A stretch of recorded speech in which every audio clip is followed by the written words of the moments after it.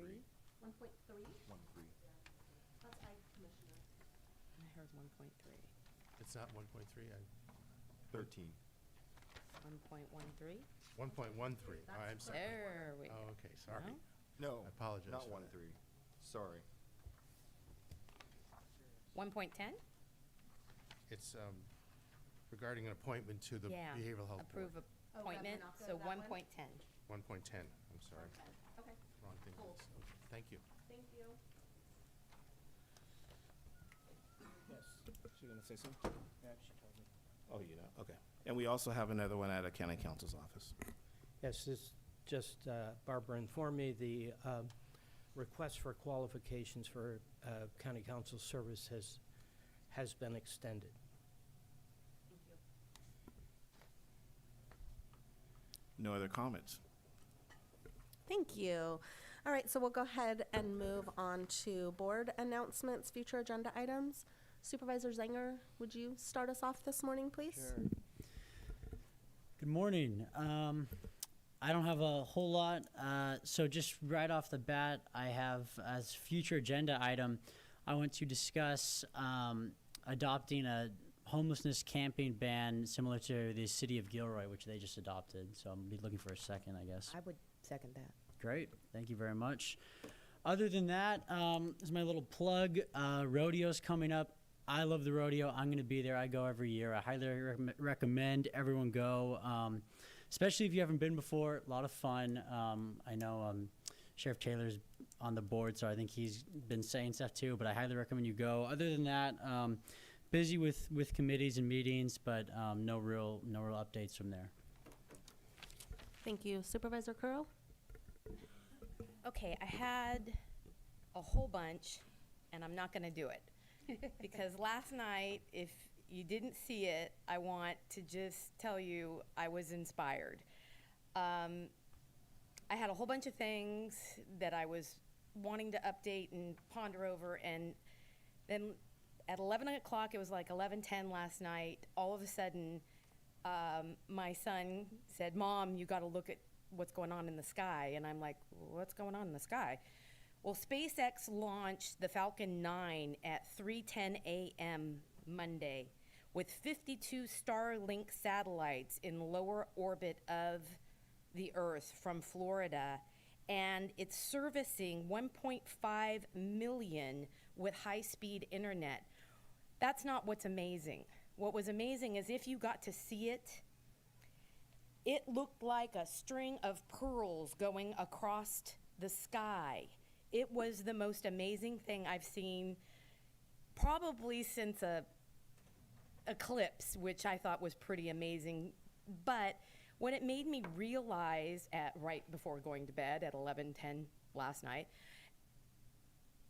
we have to think about the bigger picture and not get hung up on all the little challenges that we're having to deal with, which aren't really little, they're huge. But we need to just take a moment and be inspired by what is really happening in the world and where we could be in 10, 20, 30 years. So with that said, my super inspirational thing is I'm not going to bore you with all the things I had listed that I was going to talk about.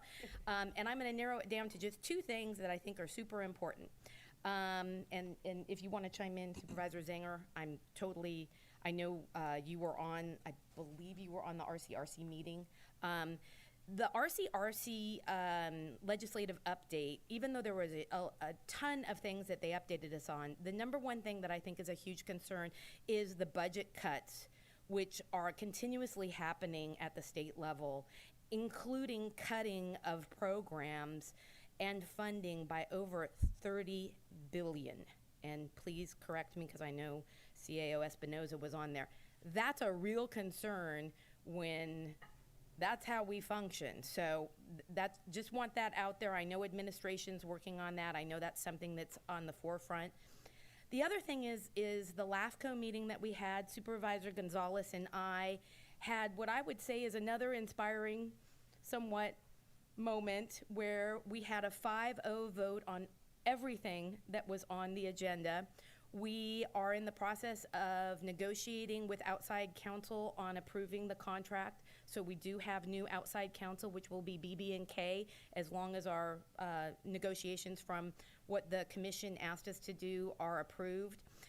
We also approved adding on a support, an individual to a firm to come on that's going to be helping Monterey LAFCO in moving us forward with the 3 annexations that we currently have on file, and moving forward with the municipal service review priorities, which the commission unanimously approved, as our focus is going to be on wastewater treatment, so the sewer situation with the city of Hollister. And it was just very nice to be able to have a collaborative, even though we debated a lot on a lot of things during the meeting, we came together in the end and were united on where we were moving forward. So that's all I'm gonna say, even though there's a whole bunch of other stuff, sorry. Thank you. Supervisor Kozmicki? Thank you. Well, I don't think my announcements are boring, but I'll just say that. Just kidding. I get what you're saying, by the way. They are probably very boring to everyone. So just a few though. I won't drag on. So just events. Memorial Day, of course, at the end of May. Every time these events come around, I do my best to get out to the Memorial Day, Veterans Day, and you know, it was just a really impressive turnout. I want to say it's always, I guess, inspirational is the right word as well, to see so many people come out and pay tribute to people who died serving our nation. And I'm just, but as far as the turnout goes, I'm not surprised. That's it's one of my favorite things about San Benito County, is just how patriotic this community is. As far as committees, I won't go through all of them, but I'll just mention intergovernmental. We discussed the latest with Hazel Hawkins Hospital and homelessness policies, and the sheriff got up and talked quite a bit about what they're doing, and then we started a discussion on the landfill expansion process, and that's to be continued to the next meeting. And then event-wise, again, just was lucky enough to go to a senior center potluck in San Juan Bautista. So what's going on in San Juan is Mary Vasquez Edge is leading the effort to develop a senior center over in San Juan. So I'm just very enthusiastically supportive of that, and it was a nice turnout, and it was great to see everyone there. As far as future agenda items, one item I had is I just would like to see if there's an interest in talking about having a more formal, just so everyone's on the same page, a more formal schedule for addressing future agenda items. Sometimes they'll sit for months, or maybe even, you know, beyond months at times. So I'm just hoping to request an item so we can discuss the board prioritizing scheduling and giving input on scheduling of future agenda items. I'll second it. Thanks. Thank you. That's it. Thank you. Supervisor Gonzalez? Boring or not, I have a long list. You'll notice that when I report out, there'll be some times that I just won't report out because they might be minor to you, but they might be still ongoing. So I have a significant list. As to the Memorial Day event, I was not able to attend it personally during the 11 o'clock time, but I went ahead and I attended the 2 events at the cemetery. So I went out to the IOF at 9. I filmed it, put it on Facebook. I went out to the Hillcrest Cemetery, and then I went over to the Veterans Building, and I talked to the volunteers and just kind of promoted it like crazy on Facebook so that people can go ahead and attend. There was a fundraising barbecue that was there at the time, and so I was able to meet with the volunteers and talk with them and thank them for their service. Memorial Day is very special for me. My father served in the military. We ended up buying him a square there in the Veterans Garden out front, and so I'm generally there, but this time I couldn't. But as I said, it's been a very, very busy month. I have met with a few of the unions that represent the employees here in San Benito County. There's some interesting things and concerns that I may bring back on a future agenda item. We attended the San Benito the SBCCP, which is the land conservation. We've had 2 meetings. Supervisor Kozmicki and I are on that.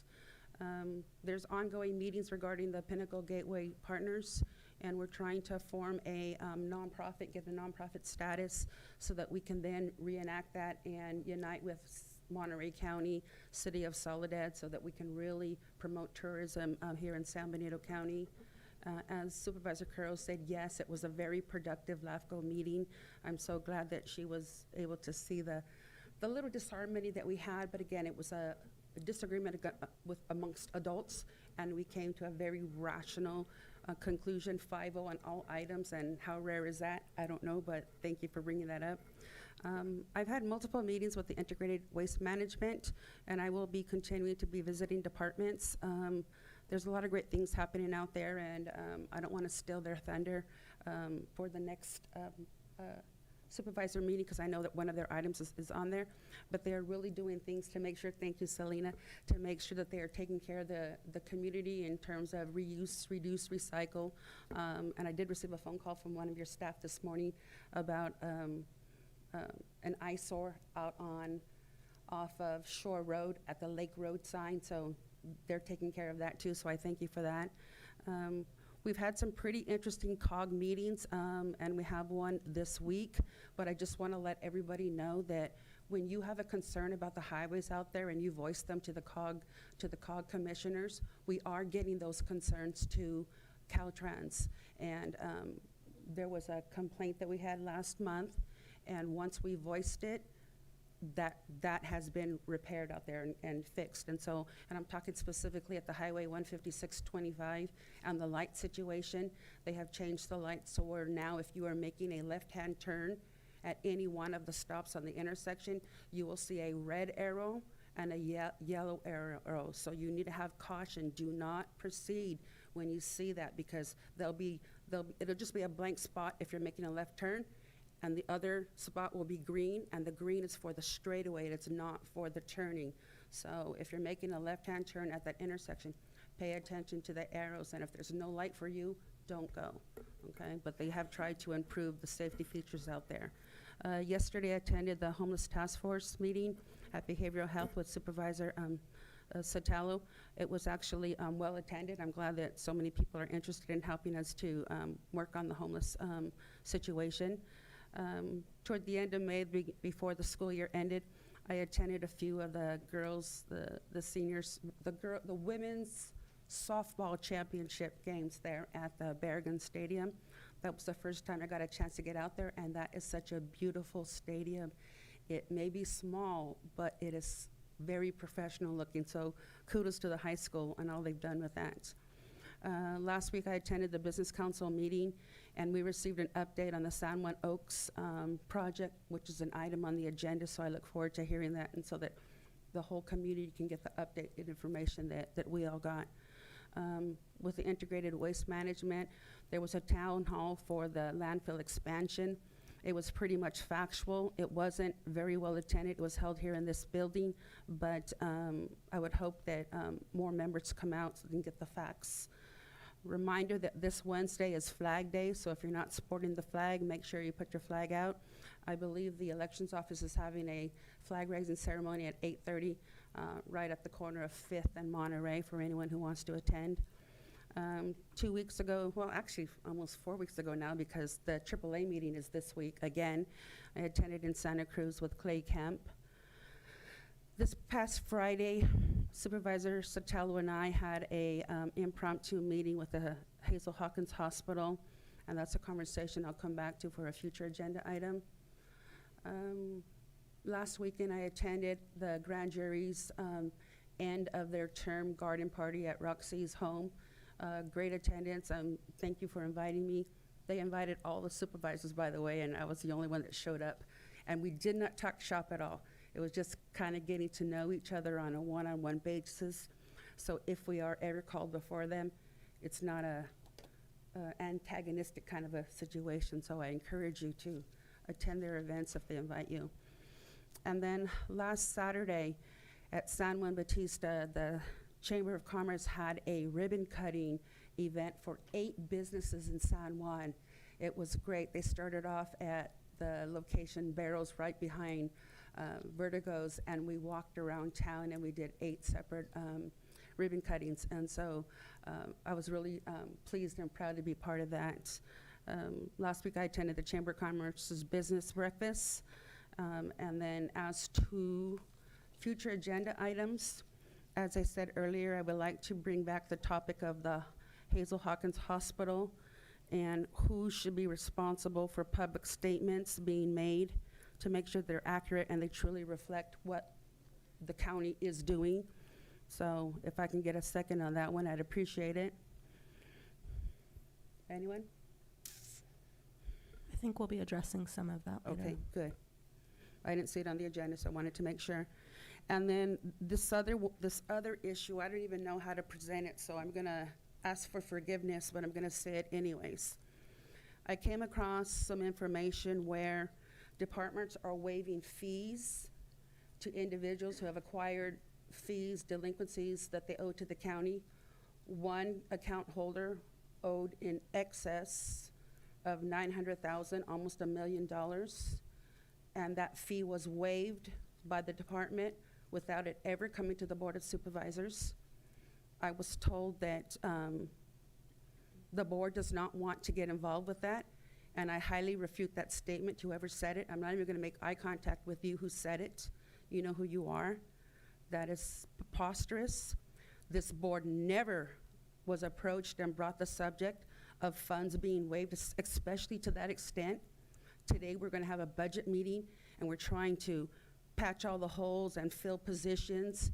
Yet if there's monies out there that is owed to the county, they need to come to the county. Nobody has the right unilaterally to waive fees without bringing it to the Board of Supervisors.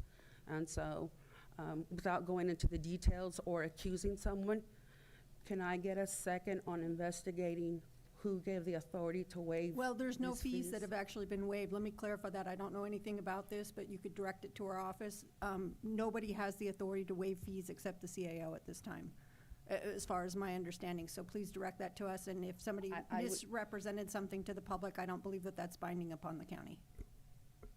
There should not be fees that were waived. Thank you. So I would 'Cause say that they're not waived. That is a gift of public funds, and that's illegal, and nobody has the right to do it. Yeah, so And we have the we'll look authority. into that, if you can get Okay. us some information. I'm sure you know the department that I'm talking about. Anyways, thank you. Thank you. First of all, I think it's a really exciting time of year, so congratulations to all the graduates. I know I had some graduation parties, and it's just really exciting. So congratulations to all of the graduates. Mobility partnership, we just had our first mobility partnership. Both Supervisor Curro sits on there from the Board of Supervisors, and I sit on there representing COG, as well as City Council Member Dolores Morales from the City of Hollister. And really exciting things starting to happen. Next year, they plan to start the 101 and 25 interchange. So the construction will probably last about 3 years, but exciting that we're finally at a place where it's going to maybe start happening. We will be having a meeting in Hollister in December. The Mobility Partnership will be coming. We'll be meeting at the City of Hollister, the council chambers. Really exciting. I don't know that the Mobility Partnership has ever met in Hollister, but we really advocated. We're a part of this, and we want to host you here. So we're really excited to host the Mobility Partnership in December. So I will continue to really promote that meeting as it gets closer. The Economic Development Advisory Committee, I think is what it's called, that Supervisor Curro and I sit on. We are continuing to move forward, continuing to work really hard with all of the other cities, with the nonprofit agencies, with even some of the county agencies. It's a real collaborative, and so thank you to everybody that is participating in that. We are hiring, and we're going to be moving forward with a strategic planning session so that, we really want action. And so this is going to help us develop that kind of action plan. I want to encourage all of the public to both the SEDS and the City of Hollister 2040 General Plan. Both of those are out for public review, and I think it's a great opportunity for us to review those and provide feedback. So I encourage everybody to do that, and a special thank you to the workforce development. We met with the staff, and they gave us a tour and really talked about some of the issues that they're facing. And as we tackle economic development, I think it's a very comprehensive approach. We're not going to be able to just tackle bringing funding in and really growing without considering kind of everything. So thank you to them. Supervisor Gonzalez mentioned that we have a COG board meeting this Thursday. I want to invite the other supervisors here as well as the public. We're going to get a special presentation on Senate Bill 743 that was passed back in 2013 by then Governor Jerry Brown. And what I think is so interesting about it, and what I think is so beneficial for all of the supervisors and the public, is where it's all about, they're going to be explaining the use of the VMT, the vehicles miles traveled, as the preferred metric for CEQA transportation impact analysis. So I do have the slides. I'd be happy to maybe send them to the clerk of the board, and she can send them out to the rest of the board. But you're welcome to tune in by Zoom if you'd like to listen or possibly attend. So with that, that's all that I have this morning. So thank you. So moving on to public comment. This is an opportunity to address the board on items of interest and not appearing on the agenda. Do we have any public comment this morning? If you'd like to make a comment in chambers, please provide a speaker card, and on Zoom, please press *9 or the raised hand icon. Miss Valerie Eglin, you may take the podium.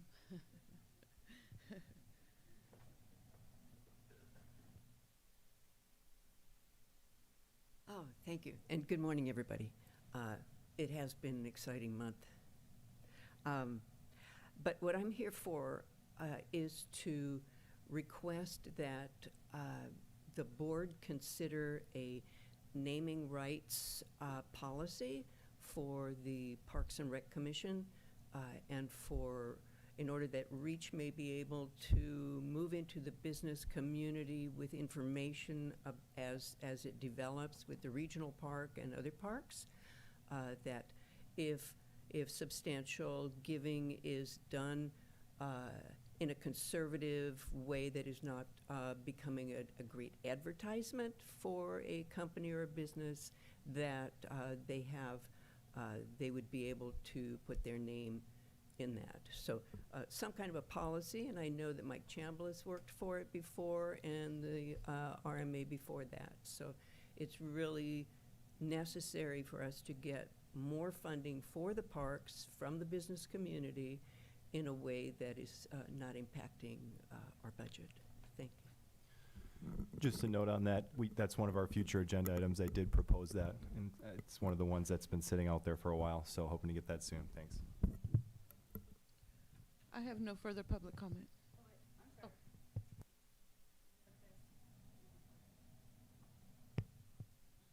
Thank you. And we have Laura. Hi, Board of Supervisors. So I'm here today because a lot of concerns, not just in our community, but really around the world. You know, a lot of disturbing things, and you know, there's so much mention here of behavioral health. And let me tell you what's going to add to behavioral health. Okay, let me just read an article that I just found, and I guess it's been going on for a while. It's Livingston, Pennsylvania. Caught Livingston Library providing porn videos to kids. I'm just wondering, are we doing that? I mean, I haven't been to the library, and I guess I should go see if I can check out pornography and books for children that seek to actually destroy them. So I'm going to show you. So this is obviously turning into an agenda. This got cut off. Can you see it? So this got cut off, but it was a child in front of a drag queen. This is not just like one incident. This is going on around the country, around the world, and it's a sickness. And I'm sorry, but if you sick and you need help, you need help. Okay, so Satan loves. I mean, these are not. I didn't make this up. It's not fake. Satan loves. And you've got children back here, and you've got people, in their drag attire, half-dressed, and they are influencing. These are what we call child predators, and this is what you're bringing to our county, okay? It went from beautiful Spanish dancers last year and family entertainment to, no, this is not family. And I have a question for you. I mean, there's a pentagram, there's a dagger, and this is like sacrifice, if you know anything about it. So I want to ask you, board members here, I know many of you did not, or some of you, one of you didn't pass, but most of you did. How many of you are being pressured? I think there needs to be a hotline for those of you that are being pressured into this. You feel like your job's a threat or your reputation. Because I'm sorry, this is not something family friendly. And I have a question, Colin, I know you have kids. Would you take them? Is this a plan of yours? Are you attending this? I want to know, honestly. Or are you the one that passes these things and then you will turn around and you have your child protected in a private school? So unfortunately, you've got people that are at the school's mercy, public school, because what? Because they're struggling. They're trying to provide for their children. They're driving 2 or 3 hours. So, you know, I'm wondering what's going on. I think some of you are being pressured, and I think you should speak up. Maybe the grand jury will provide a hotline, because, you know, forcing people at this organization, it's a treaty organization. Thank you. Forcing people Thank you. to We- raise flags. We have no further public comment. Shame on you. Thank you. Okay, so moving on to the consent agenda. Do we have any public comment for the consent agenda? And it's not okay. Don't be afraid. If you have a comment in chambers, please provide a speaker card, and on Zoom, please press *9 or the raised hand icon. And I have no public comment. Thank you. Any supervisors that would like to pull any consent agenda items? Supervisor Gonzalez? Yes, give me a moment to wade through my mess here. I would like to pull 1.5.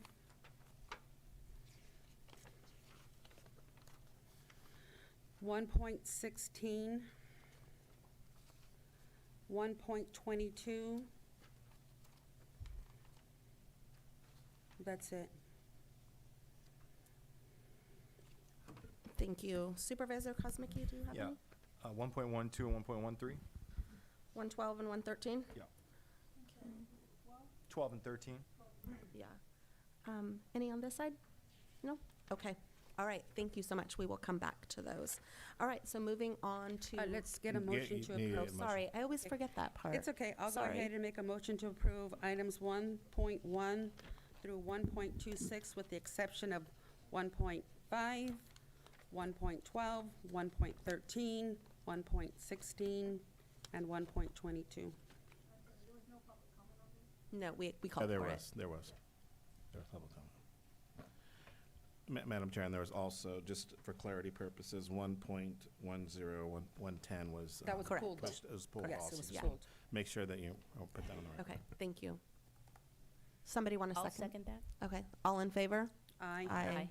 Anyone opposed? 5-0, thank you. Now moving on to regular agenda. Item 2.1, we're going to receive an informational presentation and update from the Central California Alliance for Health on the transition to the county organized health system. Thank you, Tracy. Good morning. Today we have an informational presentation from the Central California Alliance for Health on the transition to the county organized health system for our Medi-Cal population. I'm happy to introduce to you Michael Schrader, the Chief Executive Officer, and Benito Carlson, the Government Relations Director. Thank you, Tracy. Good morning, Chair Sotelo and members of the board. So I'm Michael Schrader, Chief Executive Officer of the Alliance, and with me is Benito Carlson. So thank you for giving us a place on your agenda to present to you this morning.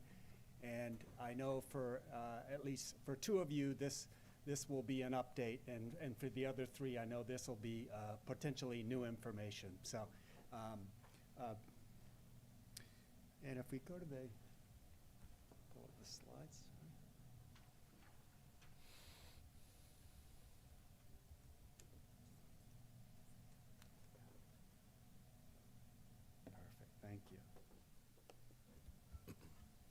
So the Central California Alliance for Health, called the Alliance, is a Medi-Cal managed care plan that operates the state's county organized health system in the counties of Santa Cruz, Monterey, and Merced.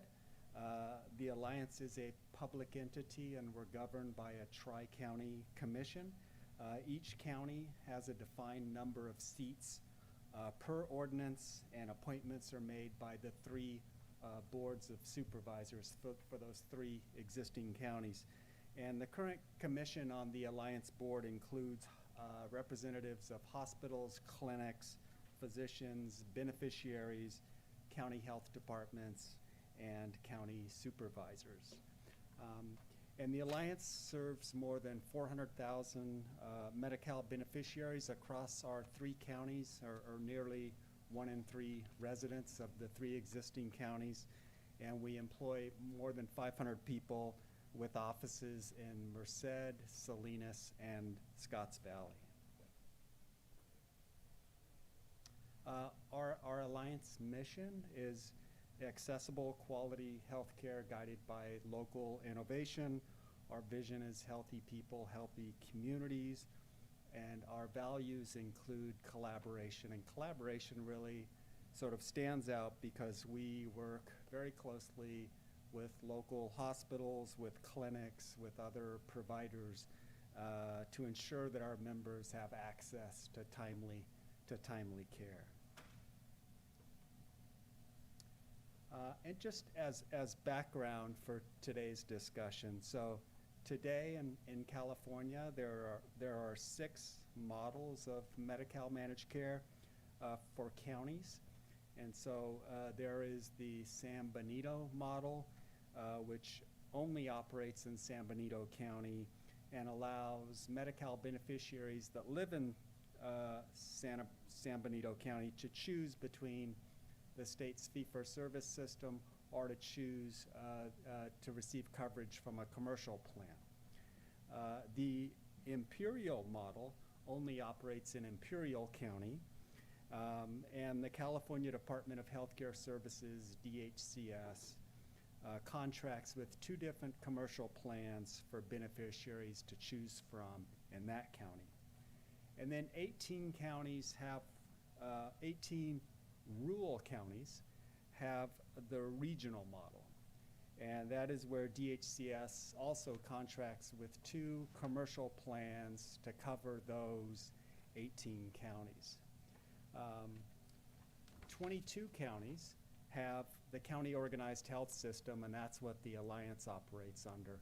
And that's where DHCS contracts with only a single plan. It's a public plan for Medi-Cal beneficiaries in that particular county. And so 22 counties have selected the county organized health system model. 13 counties have the 2-plan model, for which DHCS contracts with 1 public plan and 1 commercial plan. And then 2 counties, San Diego and Sacramento, have the geographic managed care plan model, where you have more than a half dozen commercial plans for Medi-Cal beneficiaries to choose from. And so in 2020, DHCS opened the window and gave counties the opportunity or the option to change their Medi-Cal managed care models. And so 17 counties opted to change their models. And this includes 15 of the 17 counties that are transitioning to that county organized health system, that COES model, or the single plan model. So 15 counties, including San Benito, are transitioning to the county organized health system model, and 2 counties are transitioning to the 2-plan model. So what this means is, come January 1, 2024, when the model change becomes effective, it means that 35 of the 58 counties in California will have the county organized health system, or the single plan model, including San Benito. 14 counties will have the 2-plan model. 7 counties will have the regional model, and 2 will have the GMC model. So today there are 22,000 Medi-Cal beneficiaries in San Benito County. And they, again, are served today by the state fee-for-service system or that commercial plan. And there are 6,400 Medi-Cal beneficiaries in Mariposa County that are served by 2 different commercial plans under the regional model. And so in 2021, your Board of Supervisors and the Mariposa County Board of Supervisors took independent actions to change to the county organized health system model of Medi-Cal managed care in partnership with the Alliance. And subject to the DHCS readiness review of the Alliance in the fall of this year, starting January 1, 2024, Medi-Cal beneficiaries in San Benito and Mariposa counties will be served by the Alliance for Medi-Cal under the county organized health system model.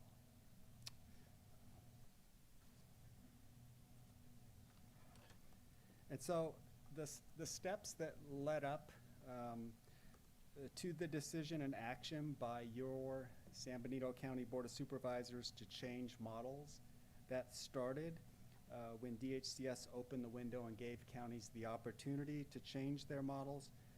Both San Benito and Mariposa approached the Alliance and through a series of meetings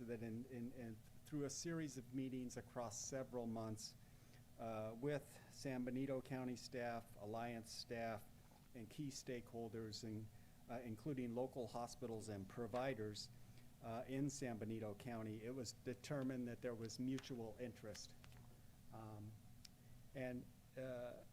There was a similar process in Mariposa County, and each of the 2 county boards of supervisors and the Alliance board submitted a non-binding letter of interest to DHCS stating joint interest in moving forward with the new model and the new partnership.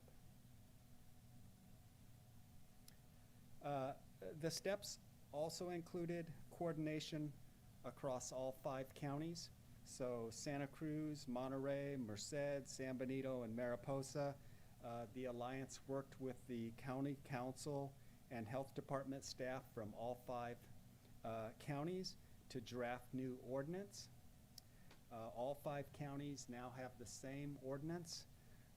The ordinance establishes a new 5-county commission to act as the governing board for the Alliance and specifies that the Alliance will contract with DHCS to arrange for the provision of healthcare services for Medi-Cal beneficiaries in the 5 counties. The new 5-county commission will completely replace the existing 3-county commission. The ordinance defines that the number of seats allocated to each county will be proportional with the number of Medi-Cal beneficiaries in each of those counties, with a maximum of 5 seats per county. So this means that Santa Cruz, Monterey, and Merced will each have 5 seats. San Benito will have 2 seats, and Mariposa will have 1.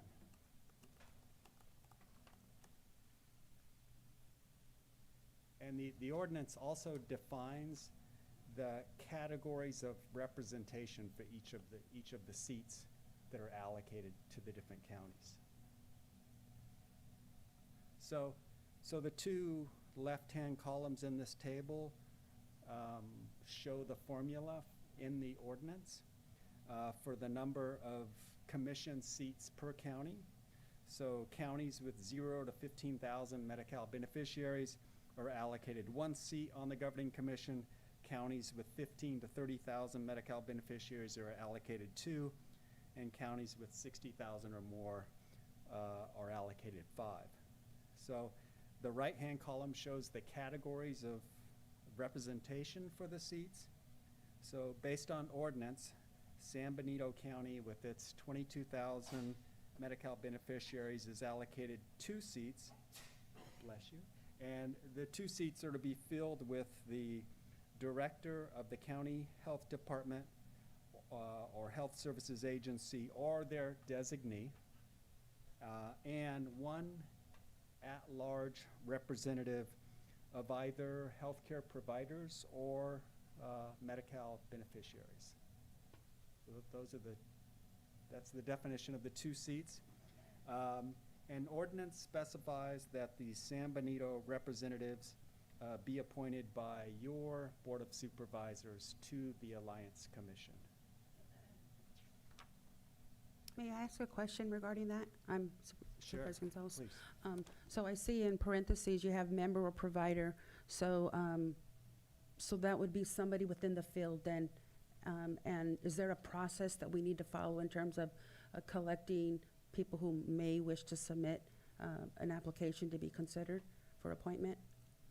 That's a great question, and what I see in the 5 different counties is generally the vacancy is posted for anyone to apply who fits into one of those criteria. So, and I know that the vacancies have been posted by San Benito County, so those are open on your county website now. And then from there, I know that some boards of supervisors interview the different applicants, and in some counties there's a 2-step process, a nomination, and then at a separate meeting the actual appointment, and other counties it goes right to the appointment. So I'm not sure of exactly how you do your appointments to commissions here in San Benito County, but that's generally the process. Okay, thank you.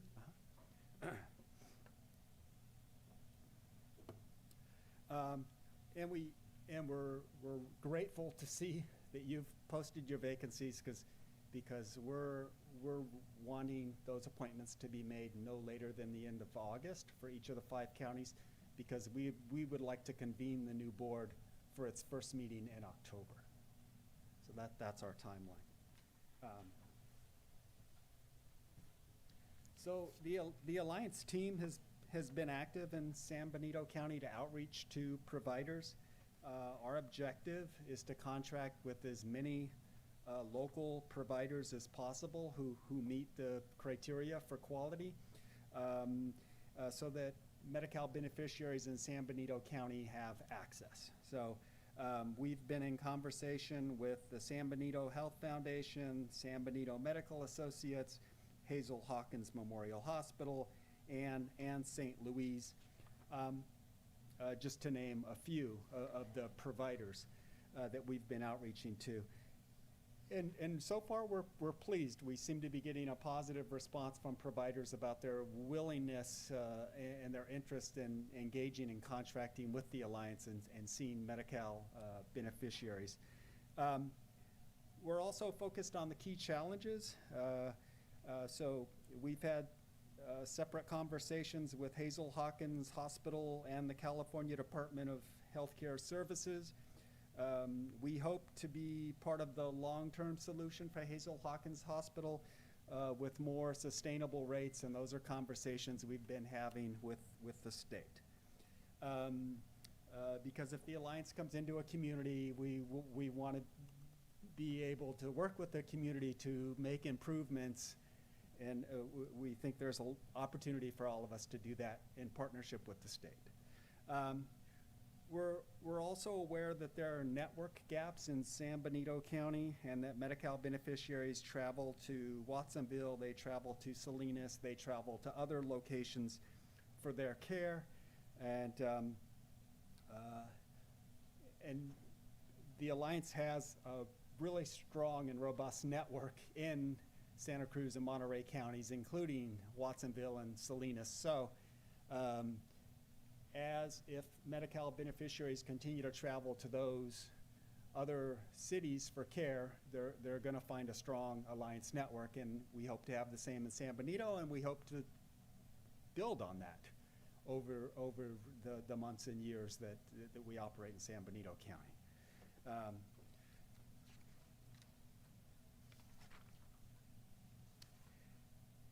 The Alliance team also active in the communities that we serve. So this includes coordination with county staff, with community-based organizations, since we serve the same individuals. So we have community engagement directors responsible for developing and executing community engagement plans within the counties that we serve. I know Lilia Chagoya is our director for San Benito County, and she has already started to form those relationships. And our direct-to-member engagement strategy will begin later this year. So a lot of Medi-Cal beneficiaries may not know the model is going to change. And so starting 90 days in advance, they will get a letter from the department, from the state, from the California Department of Healthcare Services. Then they're going to get a letter from the Alliance, a couple of letters highlighting that, it's now the Alliance that's going to cover their care, and encouraging them to pick a PCP, and wanting to sustain that continuity so that if they're in active treatment or seen in an existing physician, that they not lose access to the physician, that they continue to receive that care. And the next steps for the for all of the 5-county Board of Supervisors, again, is to appoint individuals to the allotted seats no later than the end of August. The next step includes for the California Department of Healthcare Services to complete its readiness review of all the health plans that are going into new counties, including the Alliance. And that we, the Alliance, get the final approval from our 3-county commission. There have been a lot of presentations on this, so that's not anticipated.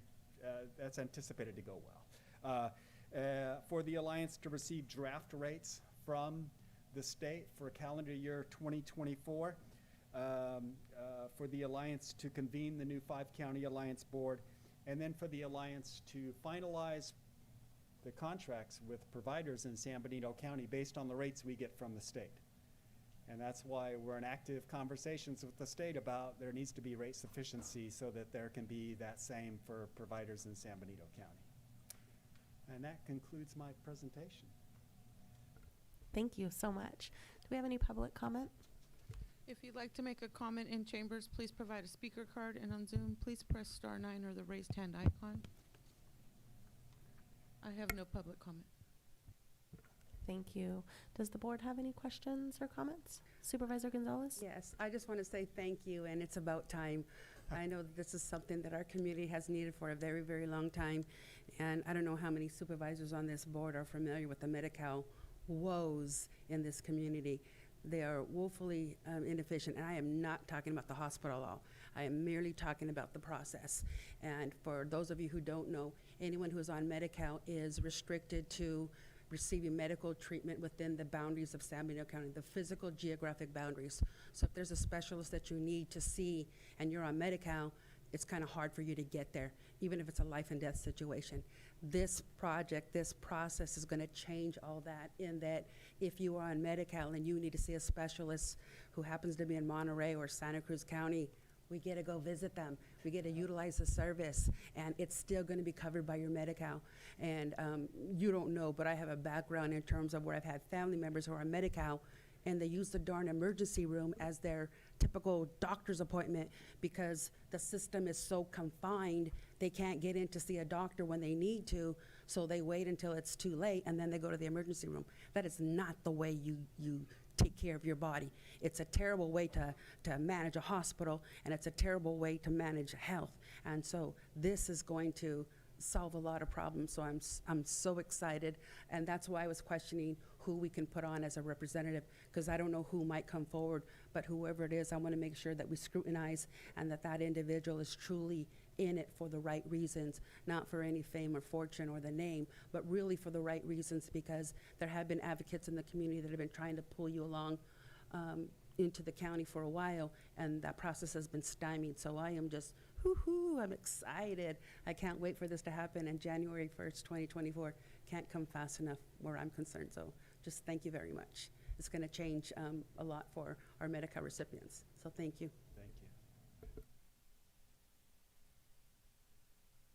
Thank you very much for the presentation. Okay, now we'll move on to item 2.2. This is accepting a grant award from the state of California from Prop 64. This will be the sheriff's item.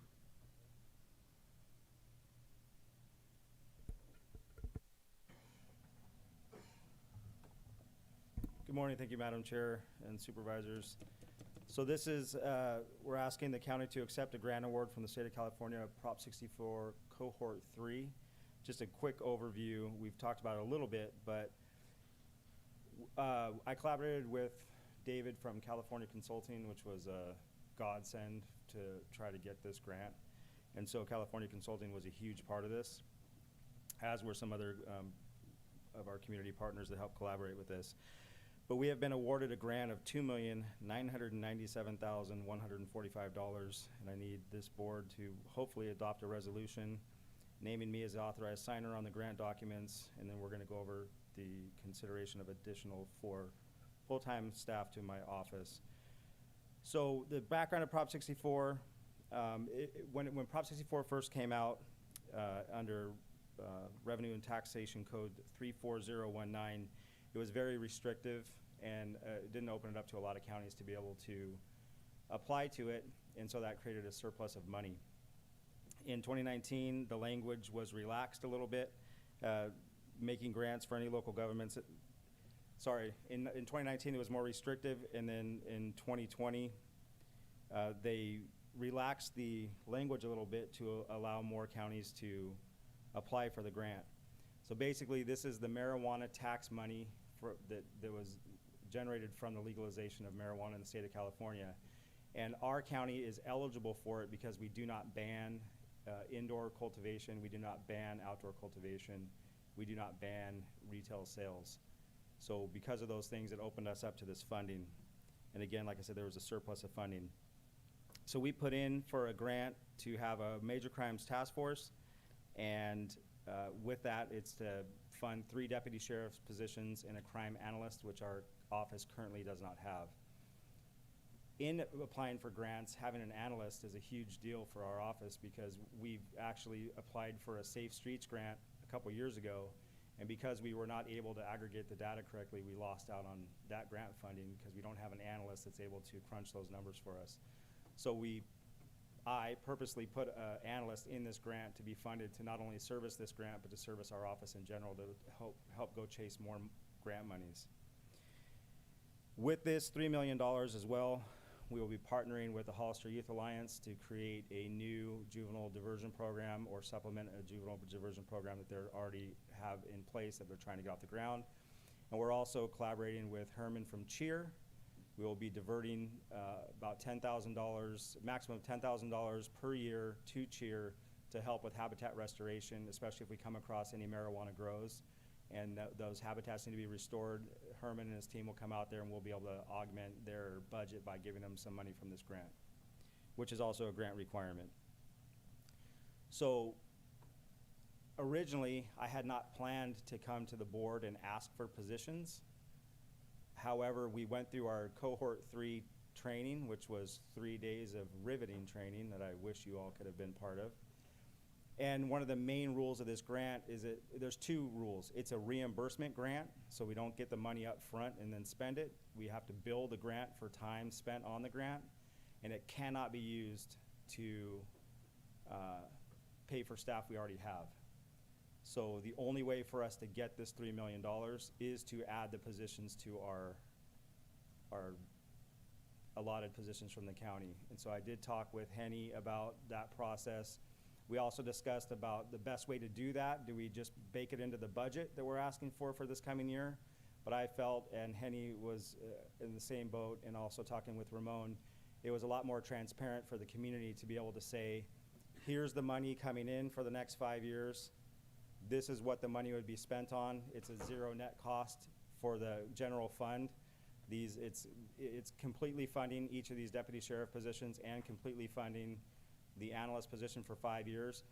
This year, of $150 million that was available to the counties of California, they only got applications for $90 million. which left them with a surplus now of another 60 million carrying over into the next cohort. So they expect this funding to be ongoing. I can tell you, talking a lot with Sheriff Billy Honsall from Humboldt County, they've been awarded in cohort 1, 2, and 3, and there's other counties as well, that they just keep re-upping their funding for their projects because of the surplus of money that the state has.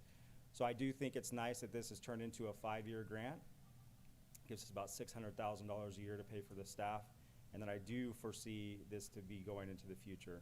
And so what we're asking then is to consider today authorizing us to add the 3 deputy sheriff positions and the 1 crime analyst position, that if and when they're filled, we would just be able to bill this grant for them and have no cost to the general fund. And I'm open to any questions. Thank you very much. Let's open it up for public comment, please. If you'd like to make a comment in chambers, please provide a speaker card, and on Zoom, please press *9 or the raised hand icon. And I have no public comment. Thank you. Any questions, comments from the board? Supervisor Curl? So with the unbelievable challenges of hiring deputies, what happens if you can't fill these positions? So we are allowed to move staff into these positions immediately. That is going to be a challenge. I have Commander Corral here who is up for that challenge, I think. But with our limited staffing, and we do have a few other issues with our staffing with injuries and people out on leave. But we would be able on day one, I mean, as early as we can get these new FTE, these new position control numbers or position codes on the books, we could move staff into those and then backfill them on the other side.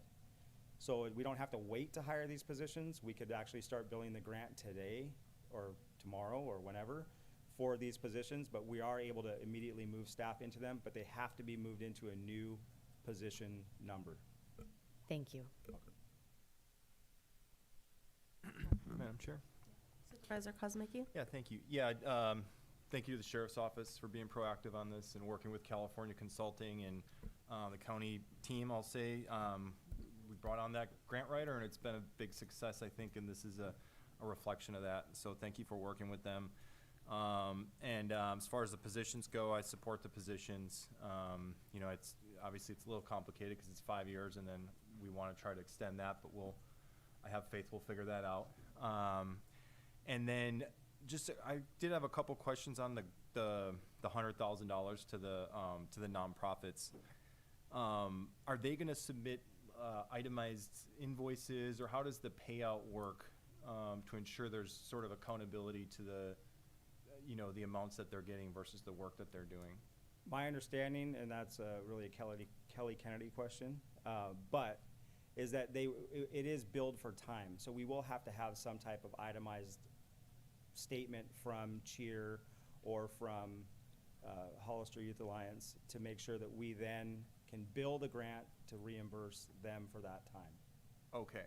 And could we potentially, so I noticed some of the potential uses, like administrative overhead was one of the potential uses, and we had a zero next to that. If we have money remaining, would it be too late to shift over funds toward administrative costs? So one thing, so these grants are very difficult to administer, but I will tell you that BSCC, which is the Bureau of State and Community Corrections, who administers these grants for the state, they are extremely helpful and easy to work with.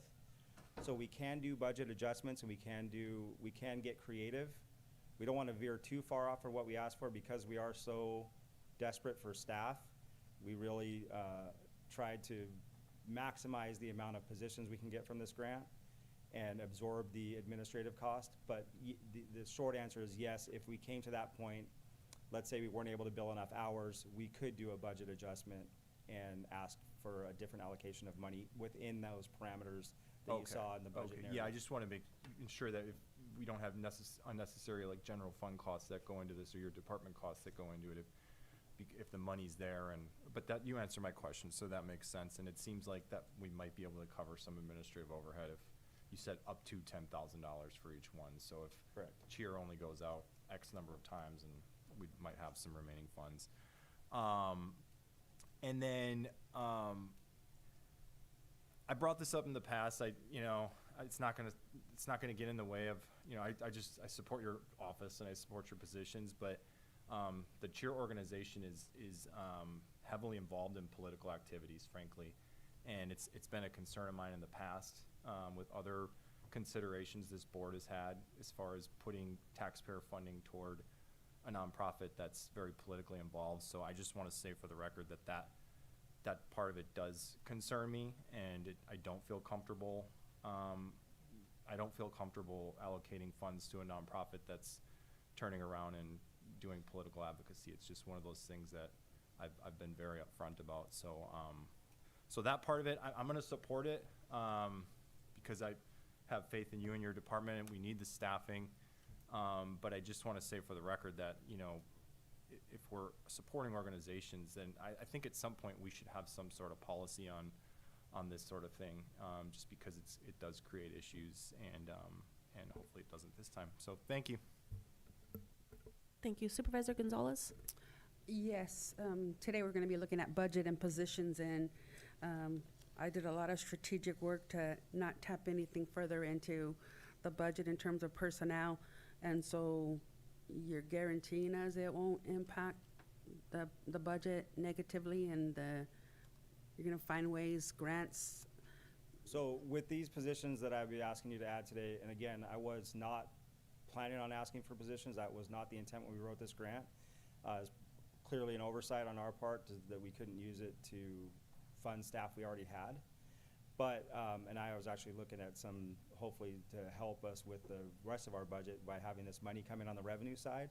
However, it was very clear in our training that we cannot do that. So the only way for us to get this money is to build in the positions, and the way we built the budget in the grant is that it is a fully top-step salary and benefits package for a deputy sheriff, and a top-step salary and benefits package for what we're calling a crime analyst. It's actually, I forget, I think we may have done an administrative services specialist, but those numbers are covered 100% for the position. So there can't be any outside of, let's say, if there was overtime cost, which could then be absorbed also, but the position itself is fully funded by the grant, so there would be zero cost to the general fund.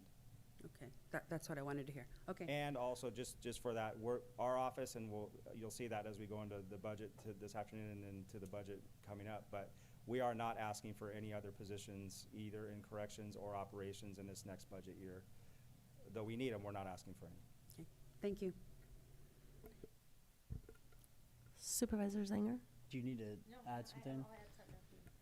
All right, great. Well, this is good to see. You know, this is great. Like Supervisor Kosmicki said, it's great to see, you know, the grant writer being effective and working, and it's great to see you guys are proactive about this. So that's really good. Just for some clarity on these new positions, you're saying you can just kind of shuffle guys around to fill them in the meantime? Is that what you're saying? Like, you're gonna move him to a different position technically? Yeah, so what we can do, we have to add the positions because it has to be attached to a position control number or a position code. So what we can't do is say, you know, say we have 30 people in our office, we're gonna take this funding and pay for 3 people we already have. We have to show on paper that we've expanded our positions. We could then, as the sheriff and operationally running my office, I can then move people into those specialized positions, which is gonna leave us with a vacancy on the other side. But we can't pay for people that are in a position that already exists. It's semantics, really, Yeah. and it's really a shell game. Okay, yeah, that's what it seemed like. But we're also, I mean, I'm speaking about it openly and publicly here, and it's allowed in the grant. It's allowed to move people into those positions, knowing that we're then working to backfill those positions on the other side. But we don't have to wait to hire 3 more people in order to get this team going. And we're coming into marijuana season, so it needs to happen sooner rather than later. Got it. And then as far as the chair and Hollister Youth Alliance, I guess did you choose those two? How did that process work? Yeah, so we talked about as an administrative team about so these grants are competitive, and it has to look good to the people. There's a steering committee at the state level that scores these grants. Now this one was probably more of a sure thing because there's more money available than was given out. So it's not like other grants that we've competed for where a lot of counties were not successful. And even on the Safe Streets one that we did, we were not successful. This one, we probably would have been successful, but there's requirements of the grant. You are required to divert a certain percentage of the money to community-based organizations. Not knowing how many counties we're gonna put in when we wrote the grant, we tried to find things that made the most sense. So it is our position that the legalization of marijuana does have a negative impact on the youth of our community. So we looked for a youth organization that could do some diversion and get away from criminalization of low-level offenses with youth and try to steer them on the right path instead of putting them into the system. So knowing that Hollister Youth Alliance is on that same page, I was actually looking at a program out of Santa Cruz County, but talking to Diane and Hollister Youth Alliance, I know they're doing some strong work here, so we felt very confident to partner with them to divert some of this money to help the youth that are stepping off the track a little bit, but we can probably correct the behavior and put them into a diversion program. The second thing we thought is that it's our argument that there's a huge environmental impact to growing marijuana. It's diverting money. They're using rodenticides, pesticides that are illegal in this country. It's very dangerous. You have armed individuals that are destroying the environment when they're putting in these illicit grows. So oftentimes we'll go in there and we will do an operation, take a bunch of people into custody, cut all their water lines, rip their plants out of the ground and leave. And there's really nothing to come in behind there other than you're leaving oftentimes a property owner that had no idea this was going on, and you're leaving them with a huge cleanup bill. And so we were looking for someone in our community that would do habitat restoration, and Cheer fit that model for us, and they already had an organization up and running. So we felt at that time it made us more of an attractive grant to the steering committee, that we have these organizations in our community that are here, that are focused, that are already doing this work, that we can then divert funds to them, and we're not trying to start something from scratch. Okay, and then the last thing, so this is good for 5 years, these new positions, and then you expect the funding to continue after that at that point, you said? You mentioned that, right? Correct, and like any other grant, so it's a tough thing, right? The county, clearly the board has given their want for us to go pursue grant funding, but with grant funding, there's always an end to the grant. So we are always going to have this issue of like, okay, so here's this grant that says you have to bring these positions in, but we don't want to bring the positions in because the grant's going to end. It's not, then we may as well not chase grants. So what we have to do is plan for the future, and we'll know when the next cohort opens about how much money is available. But all I can do is go on the track record of the counties that have put in up to this point. We didn't put in for cohorts 1 or 2. So cohort 1 was a 1-year grant, and then they realized they had a lot of surplus money. Cohort 2 became a 3-year grant, still had surplus money. Cohort 3 is now a 5-year grant, they still have surplus money. So all we can do is go on past performance as a good indicator of future behavior, but that's not a guarantee.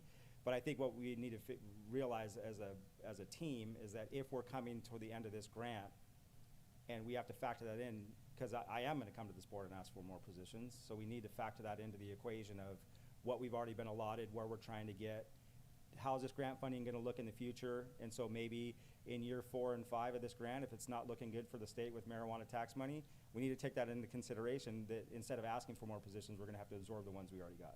Right, right. Well, that'll be 5 years, so you'll be able to come back and ask at that point. That's right, I'll still be here. Supervisor Curl. So Supervisor Zanger really touched on where my concern is the 5-year risk for current employees going into these positions, because are we bringing these on as permanent positions? Yes. These are not interim positions. So I just want to make sure that is transparent in this. I am totally supportive of that. I know we'll find a way in 5 years of hopefully being able to fund this either through future grants or through something, and we know we need the support in the sheriff's office. Does any of this grant help get sheriffs into South County? Well, most of our activity will be in South County. So, That's where the majority, there was a period of time during the drought that the marijuana growing came really into the center of our community, it was being grown on farms right in the San Juan Valley and in Western County amongst, and even up by Fry Lane, and they were growing them inside of cornfields because there was no water in South County. Well, I think that problem's over, so I think we can see a return to South County growing, and not to get too far into what we've been doing, but there is activity already occurring that we know about that we're ready to go and tackle. Okay, I really appreciate just having that. In District 4. Yes, thank you. And the whole county, very important, but District 4, they're my favorite. Thank you, Sheriff. I really commend you and your team and the people at California Consulting for being proactive and going after this grant. I think it's really exciting and great to see getting more deputies kind of on the street and helping our community stay safe. So at this time, would someone like to make a motion to accept the grant award from the state of California, Prop 64, Cohort 3, Health and Safety Grant in the amount of $2,997,145 and adopt a resolution authorizing Sheriff Taylor to sign the grant documents on behalf of the county? So moved per staff recommendation. Second. All in favor? Aye. Anyone opposed?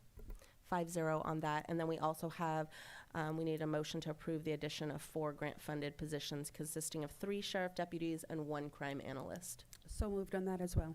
I'll second. All in favor? Aye. Anyone opposed? 5-0. Thank you. So now moving on into item 2.3, this is also the sheriff accepting a Board of State and Community Corrections Officer Wellness and Mental Health Grant. First of all, let me thank you for the last item. That's a huge deal for our office and for this community, so thank you all for your support on that. So officer wellness has been an issue in the state of California and across the country for quite some time. And so what the state did last year was decided to divert funding to each city and county that had sworn law enforcement and provide us with this grant. So this was a opt-in grant. We didn't have to apply for it, but you need to accept the money. And so it goes based on your sworn positions is the formula for how much money you get.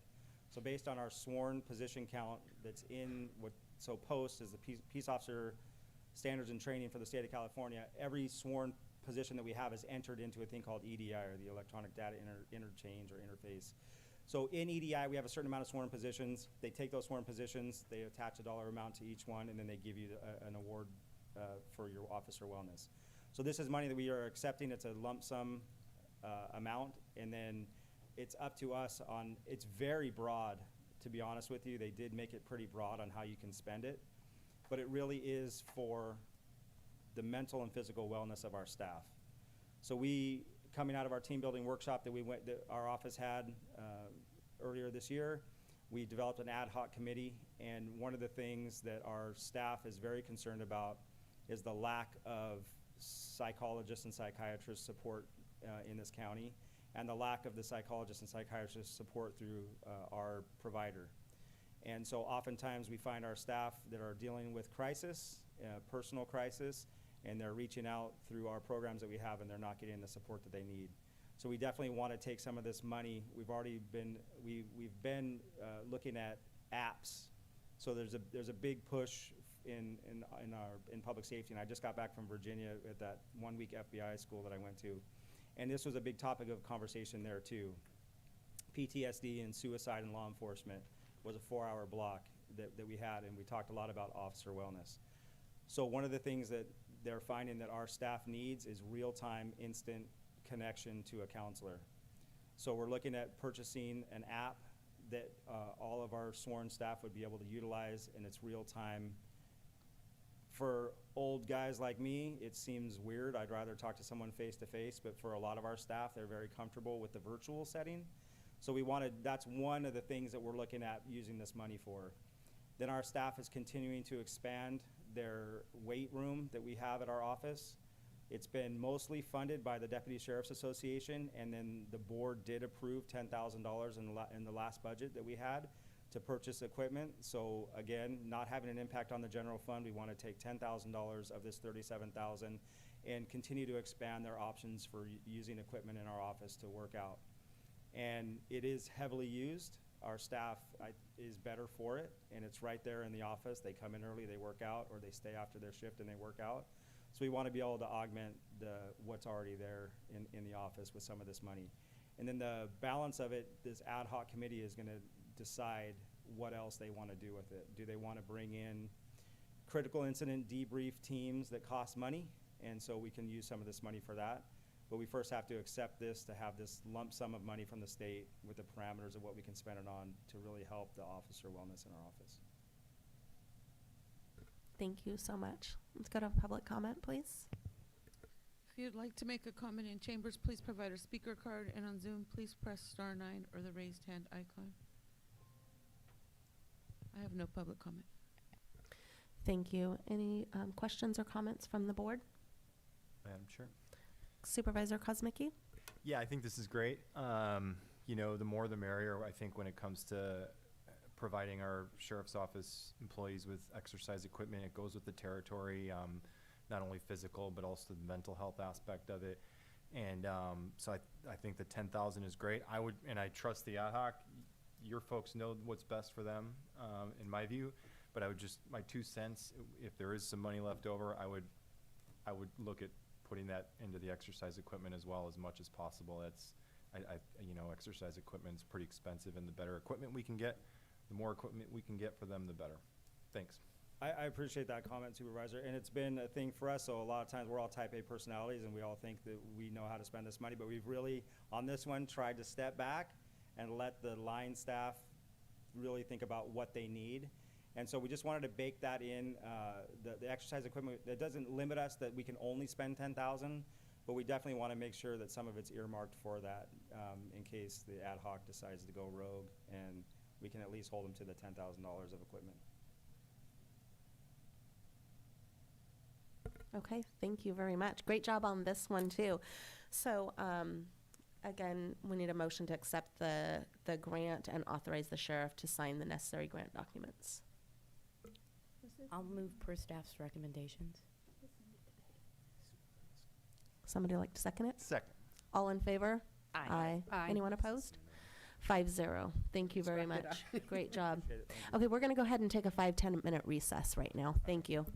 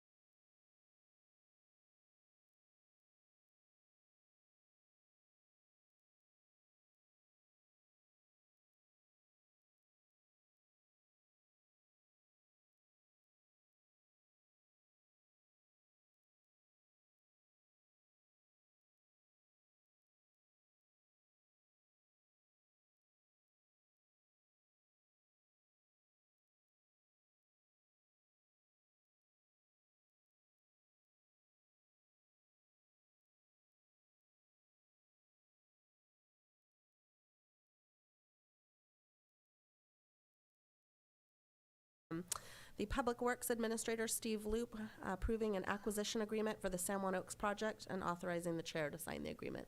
Steve?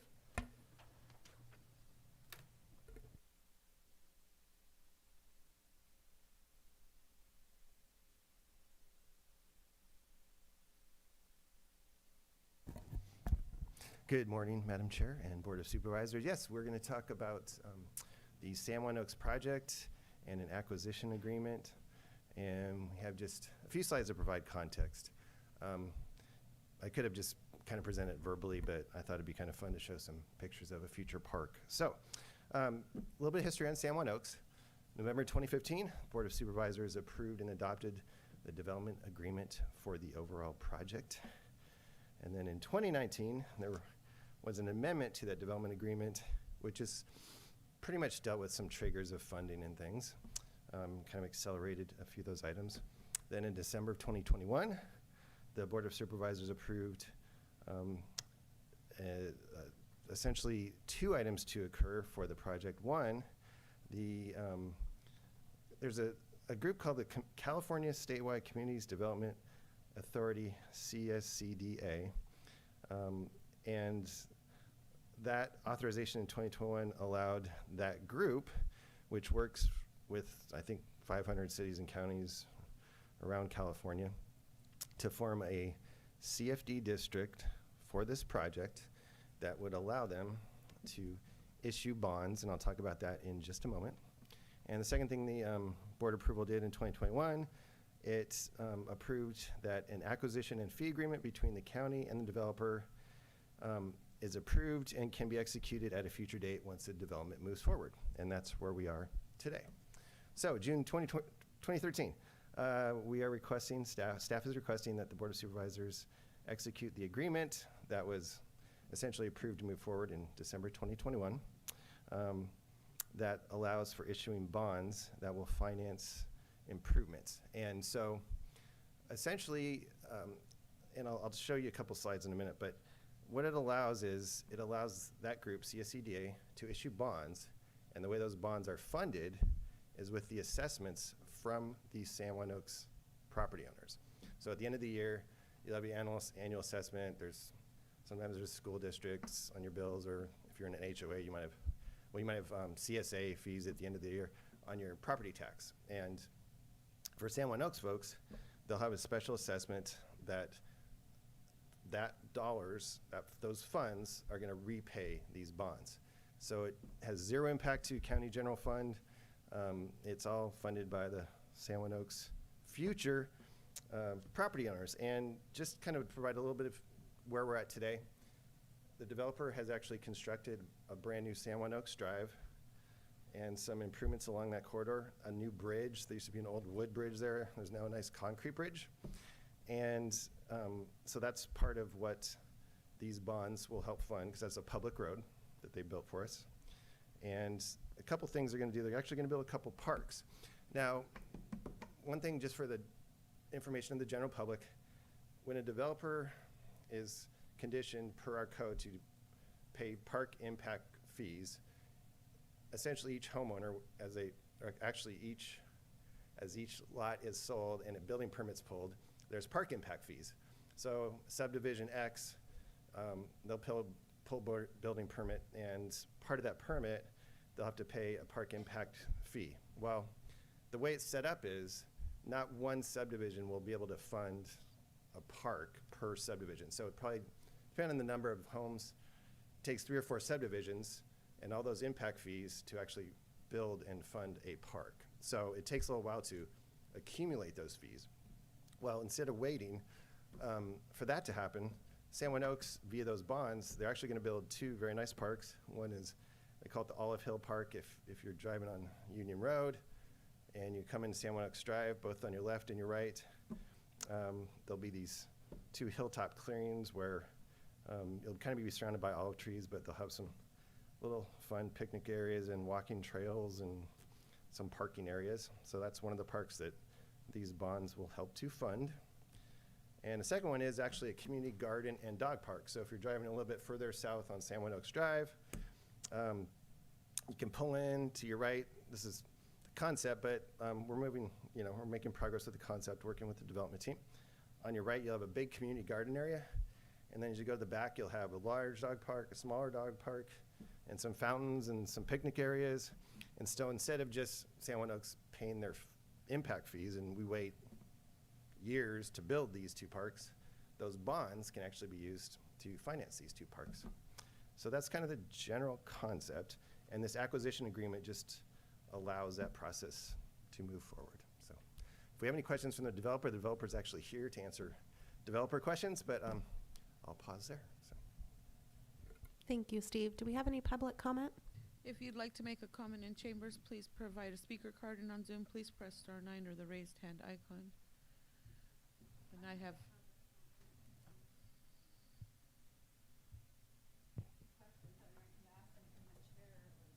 You can actually come up.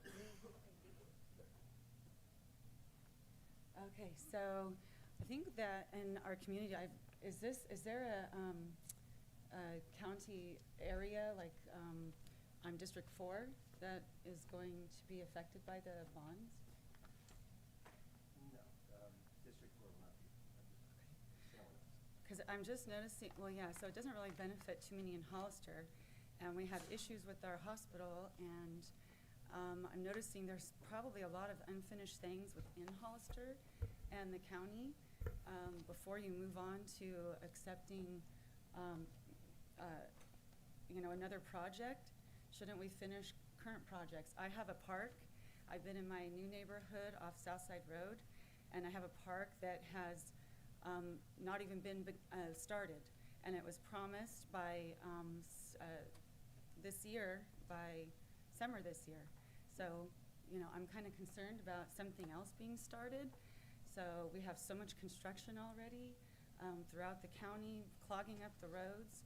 Maybe we should focus on finalizing things within Hollister and the county. That's just me.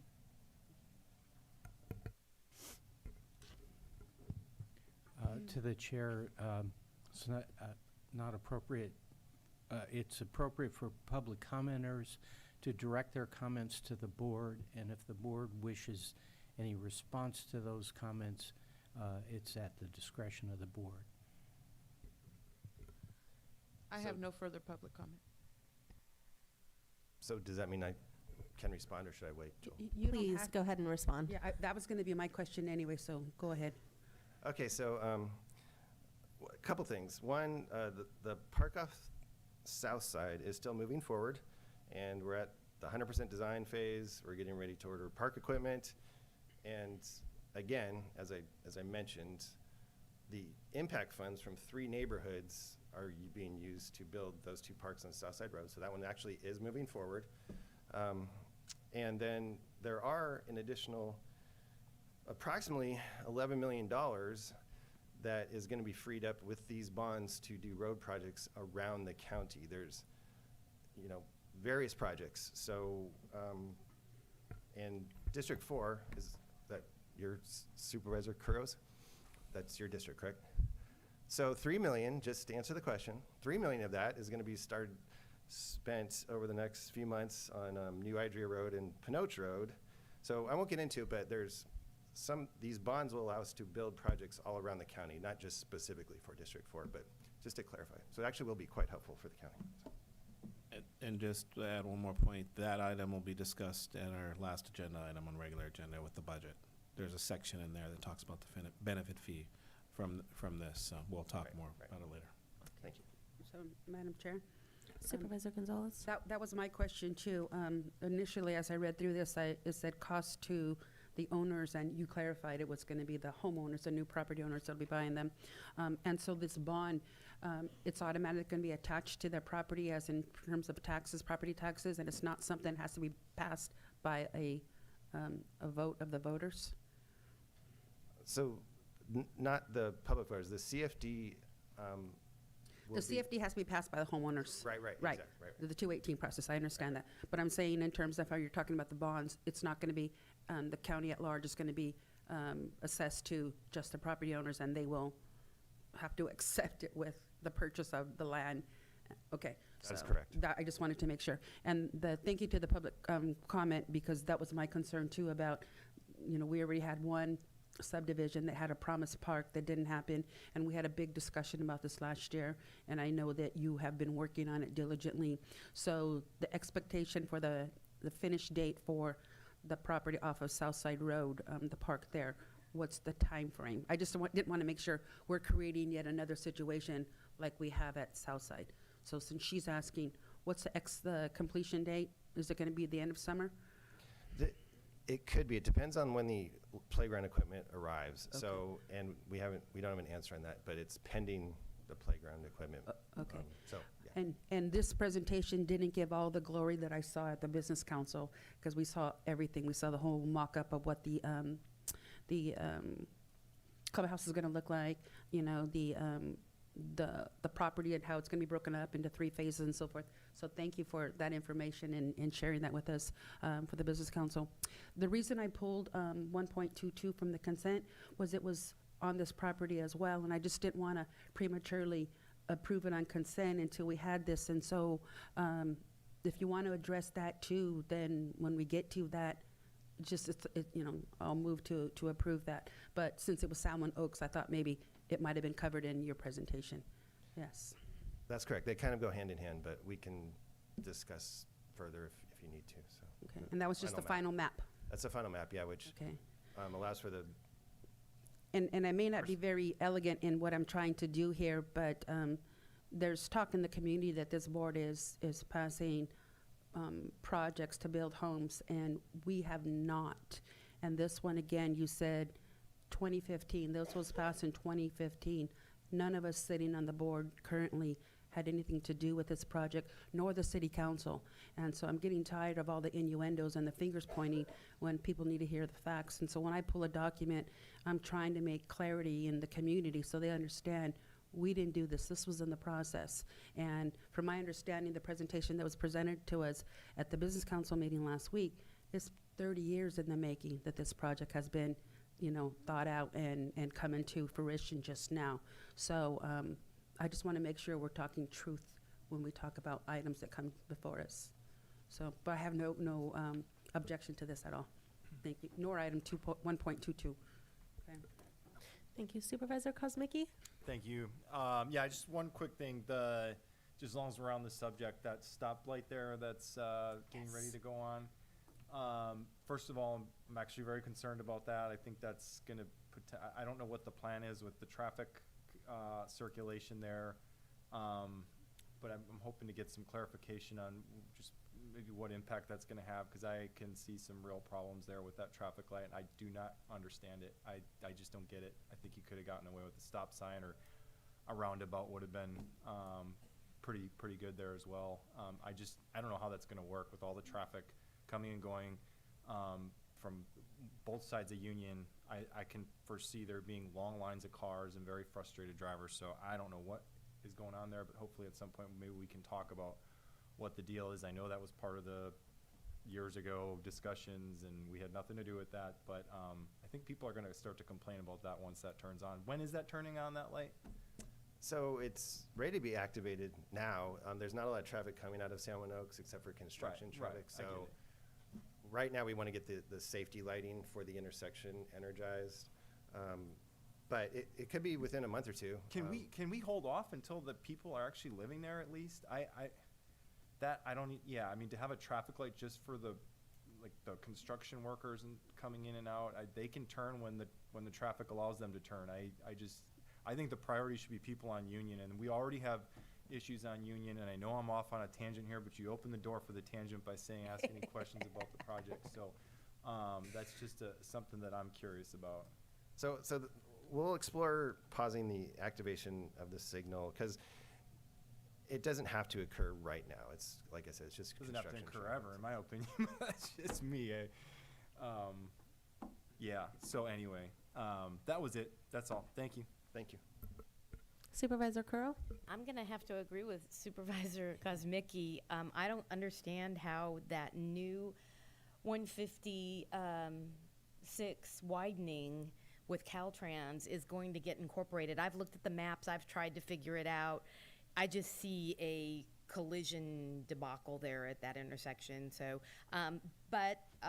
it, like we've all said, this was previously approved by a prior board, and it's just, if we can kind of pause for a moment and look at that with maybe COG, it can look at that and what that impact's going to be, because I do see this being, it's bad now, it's going to be really bad once that thing is lit up. My other comment is thank you for the public comments. I went to the same spot with the park, and we've talked about it. We've talked about it many times. We haven't, since that was opened by the public, and I don't want to go off, and Barbara, if I'm breaking the agenda item here, you guys stop me, but that Southside Park, is there any way we can do a little more outreach with the communities that are funding that? Because it's multiple areas, or at least just the developments that are so close to it. I have serious concerns about the homeless situation down there. The sheriff and I have already talked. He's enlightened me about the challenges, especially from the last meeting, of what the challenges are in the riverbed and how we're going to be able to Maybe police we this. are, So, I'm sorry. Yeah, probably bring him back. Yeah, but we can address that offline if you'd like. okay, thank you. Okay. I just know the door was open, so I kind of walked through it. Thank you. Supervisor Zinger. Thanks. Yeah, thank you, Steve. Thanks. The parks actually look really nice. I like that. They look great. I think that's going to be good. Yeah, I guess just echo what Supervisor Gonzalez said. I just want to reiterate that this isn't something new that we're sitting here approving. That needs to be stressed. Other than that, yeah, I'm pro roundabout. Roundabout would have been nice, but you know, it is what it is, I guess. That's all. Thank you. So what is the will of the board? Move to approve per staff recommendation. Second. All in favor? Aye. Aye. Anyone opposed? 5-0. Thank you. Thank you, Steve. Okay, item 2.5. Steve Loop, this is you as well. This is approving the landfill operators 2023 cost of living adjustment of Selena.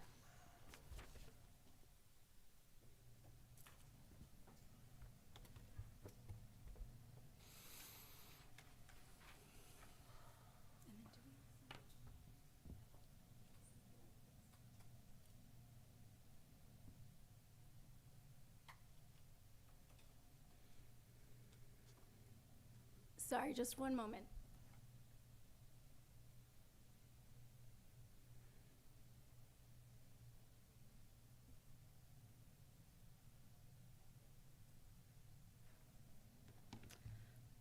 Okay. Good afternoon, Board of Supervisors. For today's item, staff and landfill operator are seeking board approval of the most recent cost of living adjustment submitted by the landfill operator Waste Connections.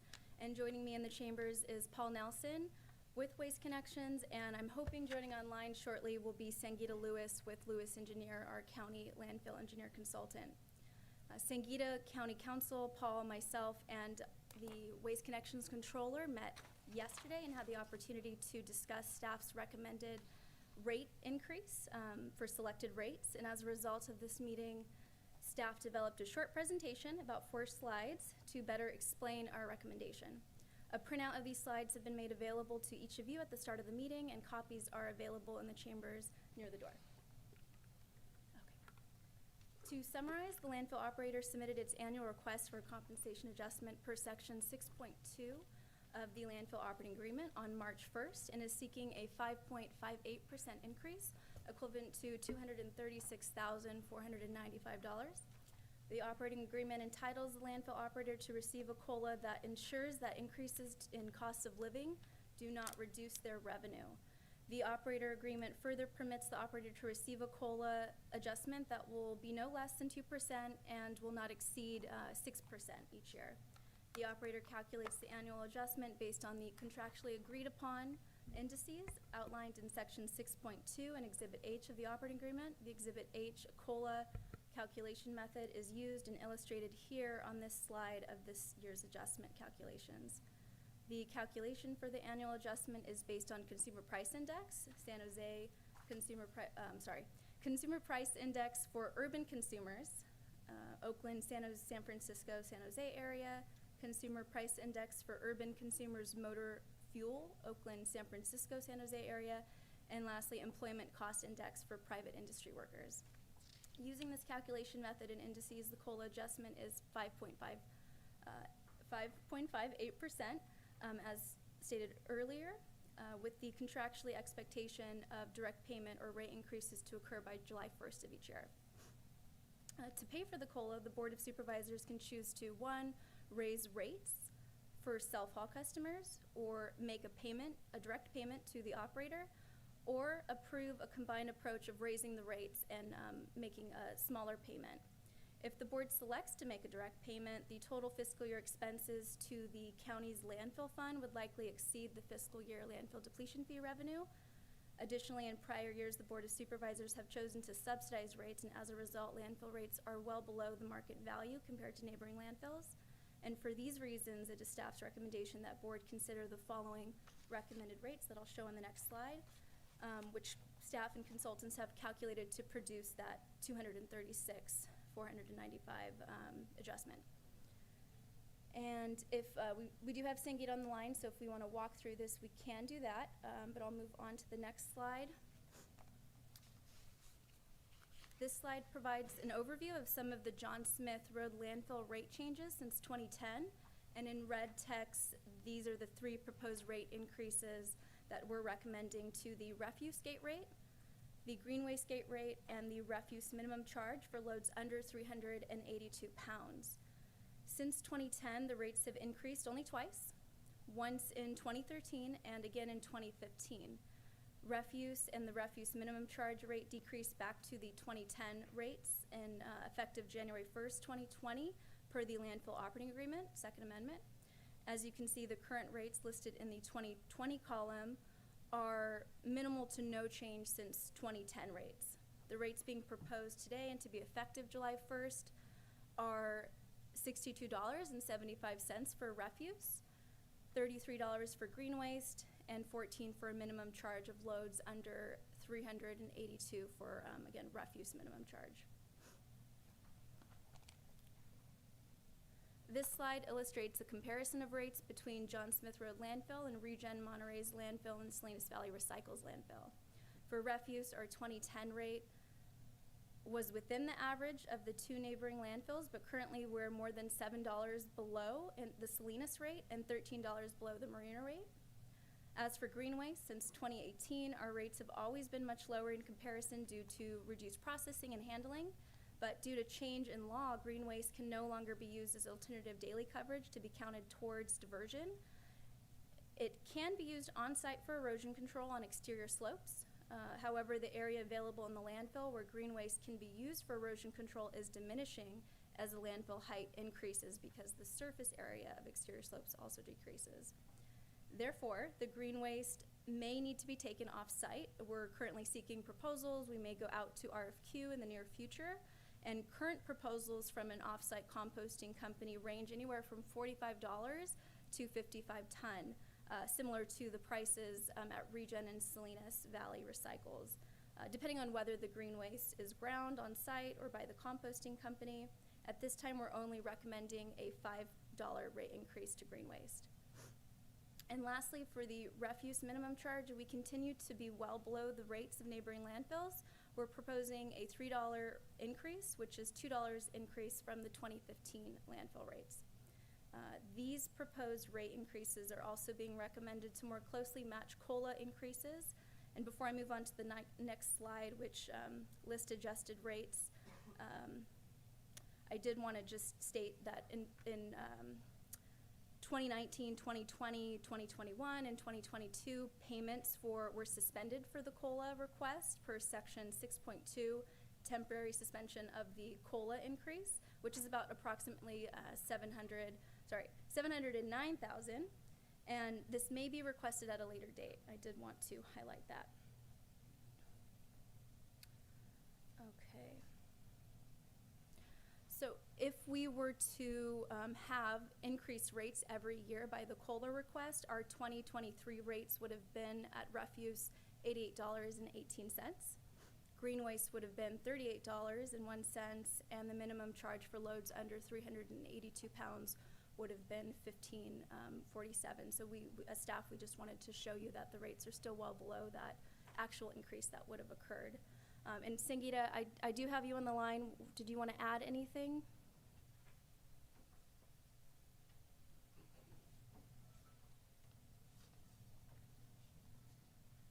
Okay, well, and then Paul?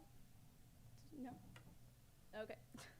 Well, then we're seeking recommendation for conducting a public hearing at the June 27th Board of Supervisor meeting to raise these rates as proposed.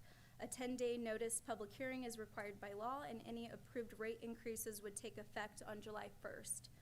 In the event the rates cannot be raised in advance of July 1st, the county would be responsible for the difference between the existing rate and the increased rate from July 1st through the date the rate increase takes effect.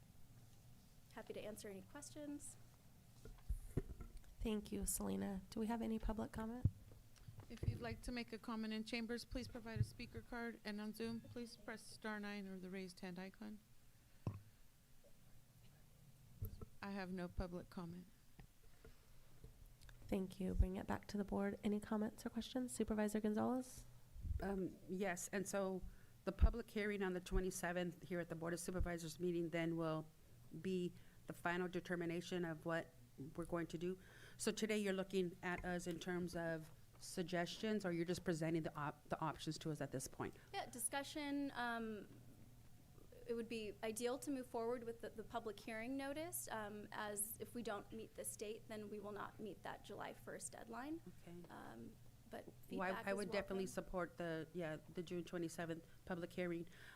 Looking at the rate increase, and thank you for this grid, because it looks like, the county residents using the landfill have been having, I see it there, it went up a little bit in 2013, but since 2010, the rate has basically been the same. There was an increase in 2013, in 2015, but it reverted back to the 2010 rate. And so we're talking 13 years that we're looking at a decade-old rate. And I understand the cost of living, the COLA. Most employees understand it and count on it. So I'm not disputing that at all. But what I'm looking at is maybe the hybrid, where we don't put the whole increase on the residents, but the county maybe assume a little bit of it. But I like that. Is that the last grid up there? With the rates, the rate adjustment, I can't see this that far, where it's 88.31 or 38.01 and then 15.47. Okay, so if we put the entire COLA on the consumer, that would be the rate that they'd be paying. Yeah.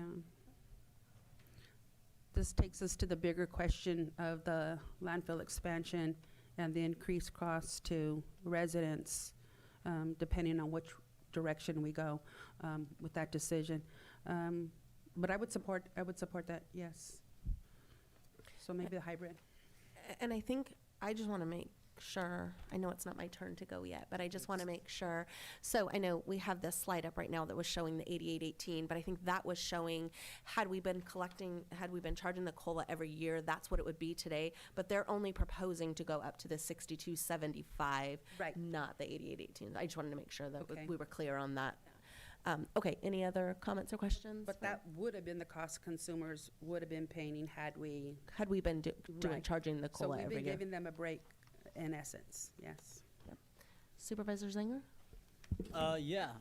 Well, I mean, it is. I mean, a decade without increase is kind of ridiculous. I think. I mean, it's a small increase we're proposing here. The red numbers are 62, 33, and 14.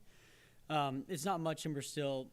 I mean, we're poorer than our neighboring counties, and we're still charging much less than them. So I think it makes sense just to adjust that appropriately. Thank you. Supervisor Curl? You made a comment, and I just want to clarify, and thank you, Chair Sotelo, for the clarification between the 62 versus the 88 list. I get that. That makes sense to me. But you made a comment that Section 6.2 the 88,000, it's the 709,000 may be requested at a later date of a rate increase from staff. It would be from the operator. From and the I think we're operator. still discussing internally with council if that is required to be provided. Because the whole point of this stopping of the rate increases is part of our existing agreement right now, and so it has expired, so we know we have to pay a COLA, but it's debating what is the actual final COLA that we would have to. Yeah, the COLA request for this year is just for the adjustments of last year. It's just this year's. It doesn't account for any of that 709,000. That may be separately requested at a later time. Okay, I just wanted to clarify that. So I'm okay with moving forward with the proposed 2023 rates at the 62, 33, and 14. Thank you. Supervisor Kozmicki? No? Okay. Then what is the will of the board? Move to direct staff to conduct a public hearing at June 27th Board of Supervisors meeting to raise landfill gate rates along with other language as recommended. Second. All in favor? Aye. Aye. Anyone opposed? 5-0. Thank you, Selena. Okay, now moving on to item 2.6, we're going to receive a budget update presentation regarding new positions, capital projects, and nonprofits for fiscal year 23-24.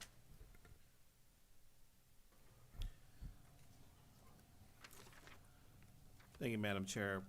We'll, right now, want to grab Ramon? I'll go ahead and start. As your board's aware, we had a special meeting, a special budget meeting this last month, and with that meeting, there was a request to come back to your board with some recommendations and some possible changes, as well as moving forward with bringing the capital projects and the road infrastructure projects to the facility committee. It's been a busy few weeks. With that, we did take those particular items to the facilities committee, and we did go through that, and there's going to be some work that's attached to this agenda or to this PowerPoint that will reflect the work that was done. So with that, go ahead and go to the next page, Ramon. We'll also be highlighting the nonprofits, just a quick review of that, overall budget status, as well as vacancies, which I think is extremely important to cover with your board. And with that, we just wanted to have a friendly reminder that June 26th is going to be our special meeting, so please put it on your calendars. And as always, I request that the department heads be present for that. And thank you for being present today as well. So we'll go ahead and move on to the next item, budget concerns. I will go ahead and highlight this, and I'll pass the next slide to Ramon. As your board's aware, demand for services is increasing, and our financial revenues are still not quite matching the service levels that are really required and requested of your constituents and the public. So with that, your board is definitely aware we got to diversify our financial portfolio, so to speak, and it's extremely important. And I know your board and administration has been working on that, and we are going to continue to work on that and continue to focus our attention in generating more revenues over the years to come. So we just felt that that was an important slide to keep in this agenda because that's really important for us in the future. So we'll pass. So I'll pass this to Ramon Abon for the next slide. Positions. Good morning, everyone. Sorry I'm a little late. I was reviewing my notes and making sure I didn't miss anything. Good afternoon, members of the public, members of the board, and CAO Espinoza. As Ray said, I'm Ramon Abon. I'm the budget officer for the county, and I will continue with the positions requested. So we had a couple of conversations in the past, whether it was through the facilities committee or a month ago we had a budget update and overview. And this item here, the administrative office, with some feedback from board members and county staff, we went back and reviewed the 10 positions being requested from the general fund. The original ask was $1.2 million, and after looking at the different grants and other revenue sources for some of these general fund positions, the new expected cost to the general fund was around $736,000. So there is a drop there. It's fairly significant. We did not include this road fund item in the previous meeting, and so we wanted to include it so that board members know and the public also are aware that we did have 4 unfrozen positions with an estimated cost of $400,000, and this is for the road crew. And then the last item was also in the previous conversation, subvention funds, 9.5 new positions at 1.5 million. And we wanted to share this next slide. So this is the updated slide. It has a little bit of extra information. So we have the DA, deputy DA position. It's Ramon, yes, one sir. sec, sorry, Madam Chair. Are we going to save all comments for the end of this, or are we gonna, do you want us to go through it as we go through and comment on things? Because I know it's a lot. I don't know what makes the most sense. Why don't we do it kind of how we did it last time, where we kind of broke it up? So we'll do like positions, and then Okay. we can do capital improvement, and then roads, if that works for everybody. Great, thanks. Yeah, okay. And Ramon, really quickly before you start back, I just want to say for the public, if anybody is not here and they're viewing it on their computer, the numbers are a little bit different than the handouts that we have here. That is true. I admit I was working late last night, and I believe I did print out, with help from clerk of the board, we did print out updated information for all board members. Yeah, and no, for we have people correct here. information. Okay. I just was thinking, if somebody is watching on Zoom and they're following along from, online, the information is a little bit different. And so what we're looking at, that is printed here in our room, is kind of the updated, because I know that you were kind of working really hard and up to the last second. So I just wanted to state that so that, we're aware that there is a little bit of a difference, so. There is a difference for those folks watching online. I think if they are tuning in right now, they should be able to see this presentation live right now. However, the attachments. Right, but you're right. I've got both up right now, and so that's why I said that, just in case somebody had. Yes, what is being presented right now is accurate, but if they have it at home and they printed it, or they, based on, if they're looking it up, the information is different. I just wanted to state that.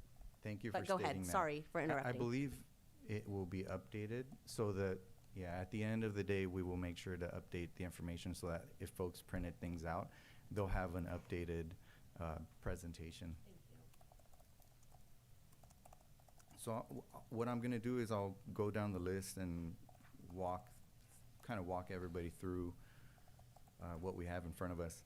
So for the deputy DA position, the original cost was $148,000, and what we did is we included a second column to show the actual general fund increase in costs after excluding what you see in the comment section. So for this position, I believe the DA indicated a $75,000 one-year grant, and so your increase in costs to the general fund was that $73,000 that you see there. For the HR analyst position, the cost is $120,000 for the general fund, and in the next column you see zero, or you don't see anything because I believe Ms. Henny Ring had conversations with behavioral health, and so there's a potential of total cost there to be funded by behavioral health from their department. For emergency services specialist, the OES division, we had $117,000 as a cost, and they also have a one-year grant for $75,000, so that shows the $42,000 increase in cost to the general fund. For the IT support technician, the cost remains the same, and this being that it's part of the IT division, costs for the IT division are spread through the county's the county's cost plan. So these costs are allocated by the Auditor Controller's Office to all, these are county-wide cost allocations. So every fund in the county pays for these extra costs. And so even though the increase in general fund cost remains $114,000 through the cost plan, that cost may be reduced perhaps by about half. However, I kept it there as the actual cost, just to show that the cost will live in the IT department. And just for clarity purposes, that's 2 years that's 2 years later, so it's 2 year, it doesn't happen immediately, or hence why you see that cost being burdened today. There's an actual burden of cost, so it doesn't show any reimbursement. But down the road there is, but typically, just for point of clarity, if it's a general fund department doing services for a general fund department, it's taking money out of one pocket and putting it into the other. So there's really no cost savings or cost recapture. But it does help for cost recapture on subvention funds and other types of funds that we may be able to pull from to cover those costs for services using the cost plan. But it doesn't happen for a couple years down the road. And next we have the GIS, Geographic Information System Technician. The cost is $101,000. And then the actual increase in cost is $51,000, and that's due to the fact that the assessor's office would be converting a part-time FTE. So right now, that's what they have. The assessor's office has part-time staff helping with the GIS program. And if they convert that part-time FTE to a full-time GIS technician, then that additional cost would be $51,000 to the general fund. For risk and safety specialist, it's a $96,000 cost, and the increase in cost is now $36,000. That is based on information we received from Trindell, which is the county's insurance agency. And every year Trindell does a safety audit. They review the county's safety plan, and if the county passes this audit, then the county receives $60,000 as like an incentive. And if you want to hear a little bit of more information about that, maybe Ms. Hennering can add to that. For the auditor accountant position, the cost is $171,000, and after feedback from the auditor controller, the increase in cost is at $86,000, and that's because the auditor controller will be converting an existing accounting technician position, converting or eliminating an existing accounting technician position because this person retired. And so next fiscal year, they'd like to convert that position to an auditor accountant series. The contract management position cost remains the same. I believe this position was part of the IT committee. It was a recommendation. And so that cost is $171,000. Now, because again, this would be part of either the CAO's office, that cost will also be spread out through the cost plan. The accounting technician, same thing as the previous one, same cost. It would be covered by the cost plan as far as how that works. The ag biologist inspector one, that cost stays the same.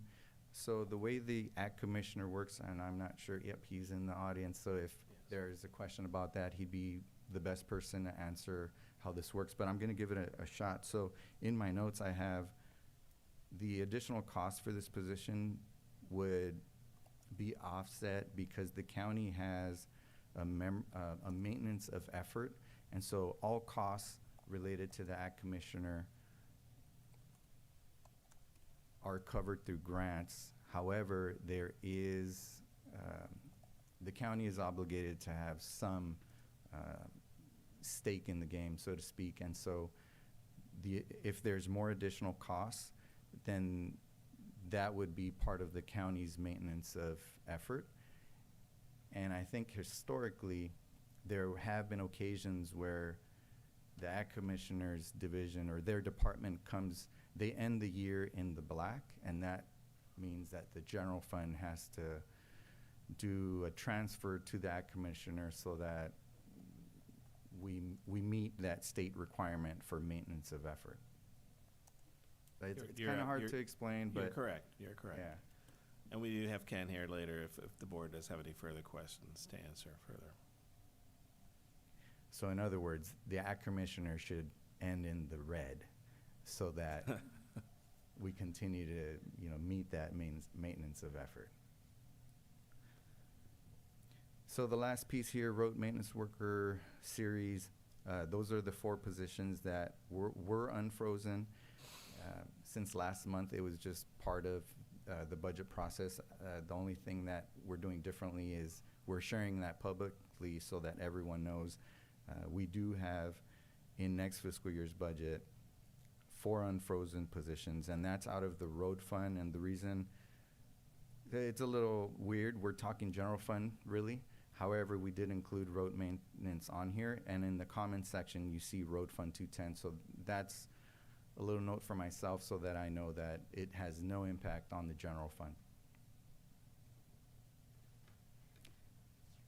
I'm going to continue, and I may move a little quick on the next slides. Well, can we look at those positions specifically, because that's really the ask, that's the whole gist of what you're asking for us. And I know the other is subvention funds and so forth, and that's kind of a non-discussion really item. May I? Why don't we get through all of the positions, and then we'll go back and we can target exactly, if you Okay. don't mind. That way we kind of keep it moving, go by section. Go ahead, Ramon. Thank you. The subvented position requests, we kept the slide on there for your records, and you can see the CAO recommendation at the bottom. Next, we have the budget overview for nonprofits. So the board, historically, the board has provided funding to these 4 senior groups. And for fiscal year 23. I thought we were going to stop for like positions and then funds. This is part of that section. Sorry. That's expenditure in a different sense, though. We'll finish the nonprofits, and then we'll go back to the questions. Okay. I think that's best. Go ahead, Ramon. So this one, it's just, all we're doing is showing the list of historical funding to the 4 senior groups. And for fiscal year 23-24, the total budget for these 4 groups are $87,000. It's that 4th column you see there. And then this other slide is also for nonprofits, as well as the district, Resource Conservation District. And for this slide, the board wanted us to have a conversation about this. So we wanted to, we may have updated this slide a little bit. The top half shows the organizations that have received funding from the county. And this has been a fixed allocation of $150,000. Now, I did want to make a comment about the Resource Conservation District. So I believe for the current fiscal year, maybe sometime in January, the Resource Conservation District provided a presentation and a request to the board for fiscal year 22-23. I believe they requested an allocation for the current fiscal year because there was a turnover and they had not received an allocation for this current fiscal year. And so perhaps the current fiscal year was $20,000. The allocation was $20,000. Historically, it was maybe $15,000. And the reason it has 25 right there today is because a proposal was submitted for this $25,000 ask in the next budget year. And then the 10,000 other represents $10,000 available for the board to allocate to any other organization, either on the list or not on the list. So that's pretty much it for that. And then at the bottom, we have an additional organization that was accidentally omitted last month, and that's REACH, San Benito Parks Foundation. So this organization, I believe in fiscal year 21-22, had a contract with the county of $5,000, nothing in 22-23, and for fiscal year 23-24, as part of their ask, they requested or they proposed a $75,000 per year allocation through June 30th of 2026. And so I only had room for fiscal year 23-24 and 24-25 of $75,000 per year. And that's all for nonprofits and direct. Thank you. Let's go ahead and pause right there. Let's go to public comment. I think if we're going to break it up in sections, go to public comment first for this section, and then we can take questions from the board. Is that appropriate? Yes. Okay, thank you. If you'd like to make a comment in chambers, please provide a speaker card, and on Zoom, please press star 9 or the raised hand icon.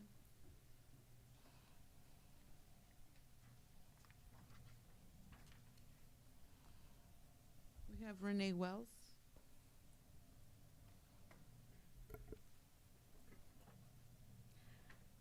Hello, thank you, Madam Chair, Board of Supervisors, and county staff for this opportunity to speak on behalf of the Economic Development Corporation of San Benito County, or the EDC. Next month, the EDC will enter the final year of its 5-year MOU with the county, and I recently learned that you had probably not been getting our reports, our quarterly reports, and I wanted to make sure you received them, so I submitted them to each one of you, the last 3 reports, as well as a copy of a final draft of the Comprehensive Economic Development Strategy, the draft version for 2023 through 2027, that the EDC facilitated through a grant it received from the EDA, that we will also strategize to implement over the next 5 years to ensure timelines and goals are met and project outlines stay on track and obtain funding. Excuse me. I've been having bad allergies, so apologize. I urge you to consider renewing our MOU after this next year and continue our funding for the final year of our 5-year MOU, and urge you to support us in the future so we can continue our work. Thank you.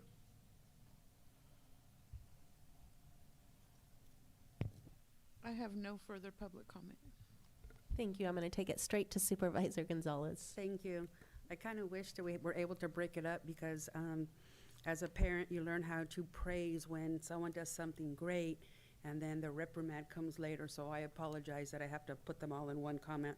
But going back to the budget positions, first of all, I just want to say thank you. On May 16th, you guys gave us a directive to fund only $431,000 in terms of positions, and I took that as the gospel truth, and I did my homework. I reached out to department heads, and I was able to look at positions not filled and what we had to fund, and I was able to fund 6 positions on that list for $434,000, and I thought I did a great job. And then you come today and you blow my whole scheme out of the water. But it's okay, because you were able to fund not just those 7 positions, but 14, the 10 on the list plus the 4 road positions. So I just have to commend whoever was able to augment and agree with whatever the filling of the position was to go to other funding, and for you to be able to fund all the asks. This is probably the first year on Supervisor Kosbicki and our terms that we're able to fund all the asks that were asked for. So I'm happy to be able to say that. Thank you for you thinking creatively.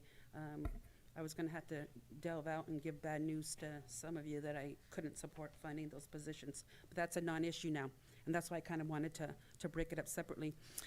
Going back to the budget overview with the nonprofits and the other allocations, I have some concerns that the San Benito Chamber of Commerce is not in here at all.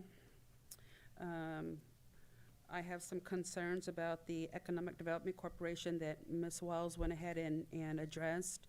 We were not given the metrics, and so on May 19th, we were kind of looking at, we never had anything to measure the funds, what were they being spent for, and how was the work being committed to the community in terms for this 100,000. And so I appreciate you making that known, but whoever staff-wise received those reports and failed to get them to the supervisors, shame on you. We would have made a detrimental mistake by cutting this funding without having any kind of proof of work that was done. We need to be updated so that we can see that the money we're being allocated is being spent justly and wisely. I have some concerns regarding the Resource Conservation District and the 25,000. I personally do not recall when that came to the board. I know that that's Carmander Brown, I believe, but who asked for it, who funded it, and when did we as a board do that? That $10,000, I do not want that to go to that district, and since when do we start funding special districts? And so I question the whole 25,000 in addition to that 10,000.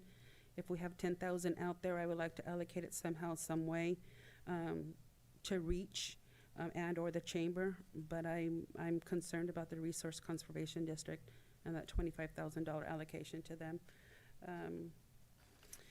I thank you for the COLA to the seniors group. I appreciate that. I'm sure the community, the seniors in the community appreciate that too, but I still feel very responsible from last year's budget when I inadvertently defunded the chamber and allocated those monies to the seniors.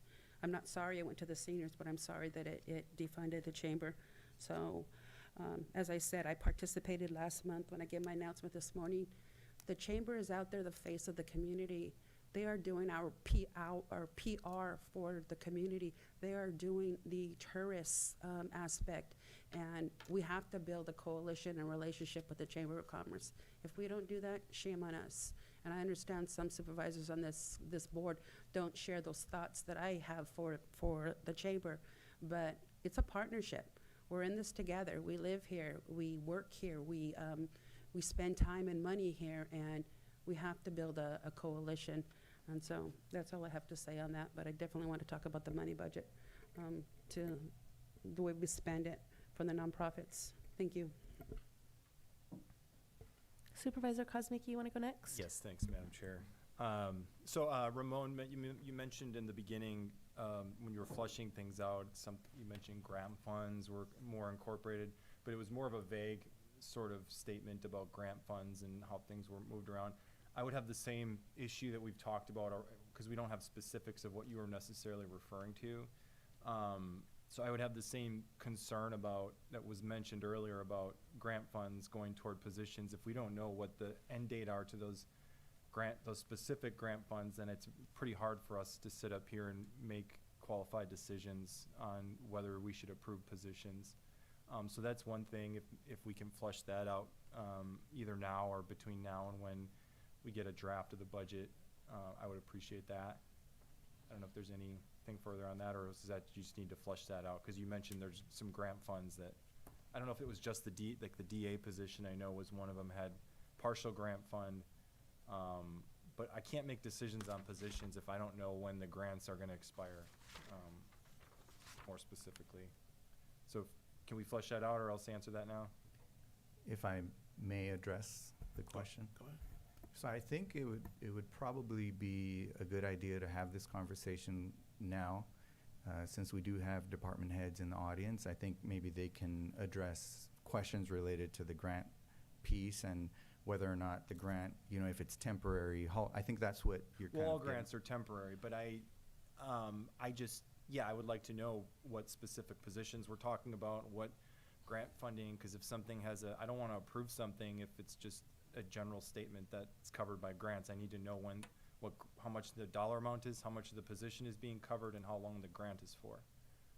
So why don't we do this, if I may, Madam Chair? There's, in the comments section, if you can pull that slide back up, go ahead and pull that, the slide back up if they're. Can you ask them to? On the actual general fund position request PowerPoint page, under Deputy District Attorney That's the one that I 2, mentioned.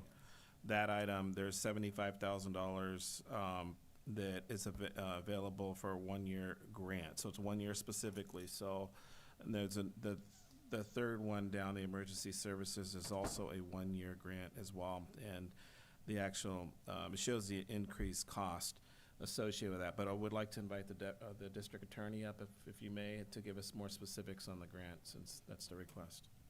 Thanks. Good morning, Board of Supervisors. Joel Buckingham, District Attorney. So the grant that we're seeking to pursue is a domestic violence vertical prosecution grant. Because of the size of the population of our county, it funds at a half FTE. Also, given the number of individuals in our office, what we're trying to do is it actually is a 5-year grant. So it's a 1-year grant and it renews as long as we continue to participate, annually report, and keep up with the reporting. So I'm hoping to use that time frame to, if we get the grant. If we don't get the grant, we won't fill the position. So that's my commitment to this board. But we have to get the grant, and then we can fill the position, and that way we can use that time to smooth over, as we may end up having some general fund retirements and other things over the next 5 years as well. So we're trying to use that position to smooth out changes in our departmental composition, given the relative positioning of where everyone is in their stage to career to retirement. Okay. And so that's, domestic violence is a big issue, so I certainly don't want to minimize that, and maybe we can chat further between now and the budget. I think that, I think because it's a 5-year grant and I didn't know that because I see 1-year grant on the presentation here, so that does change things, and I haven't had time to, for instance, give you that phone call and talk about the essentiality of that position, and then what you mentioned about smoothing over. I think that this potentially is a unique situation compared with the bigger picture. So I do appreciate that, but maybe we can talk. I'd be willing to hold off on that one, as far as considering that, just because of what it is and some of the issues that you brought up here. And my goal is not to create a huge general fund issue in terms of funding something if we don't get the grant. If it doesn't end up coming through, I'm not going to be filling the position. Right.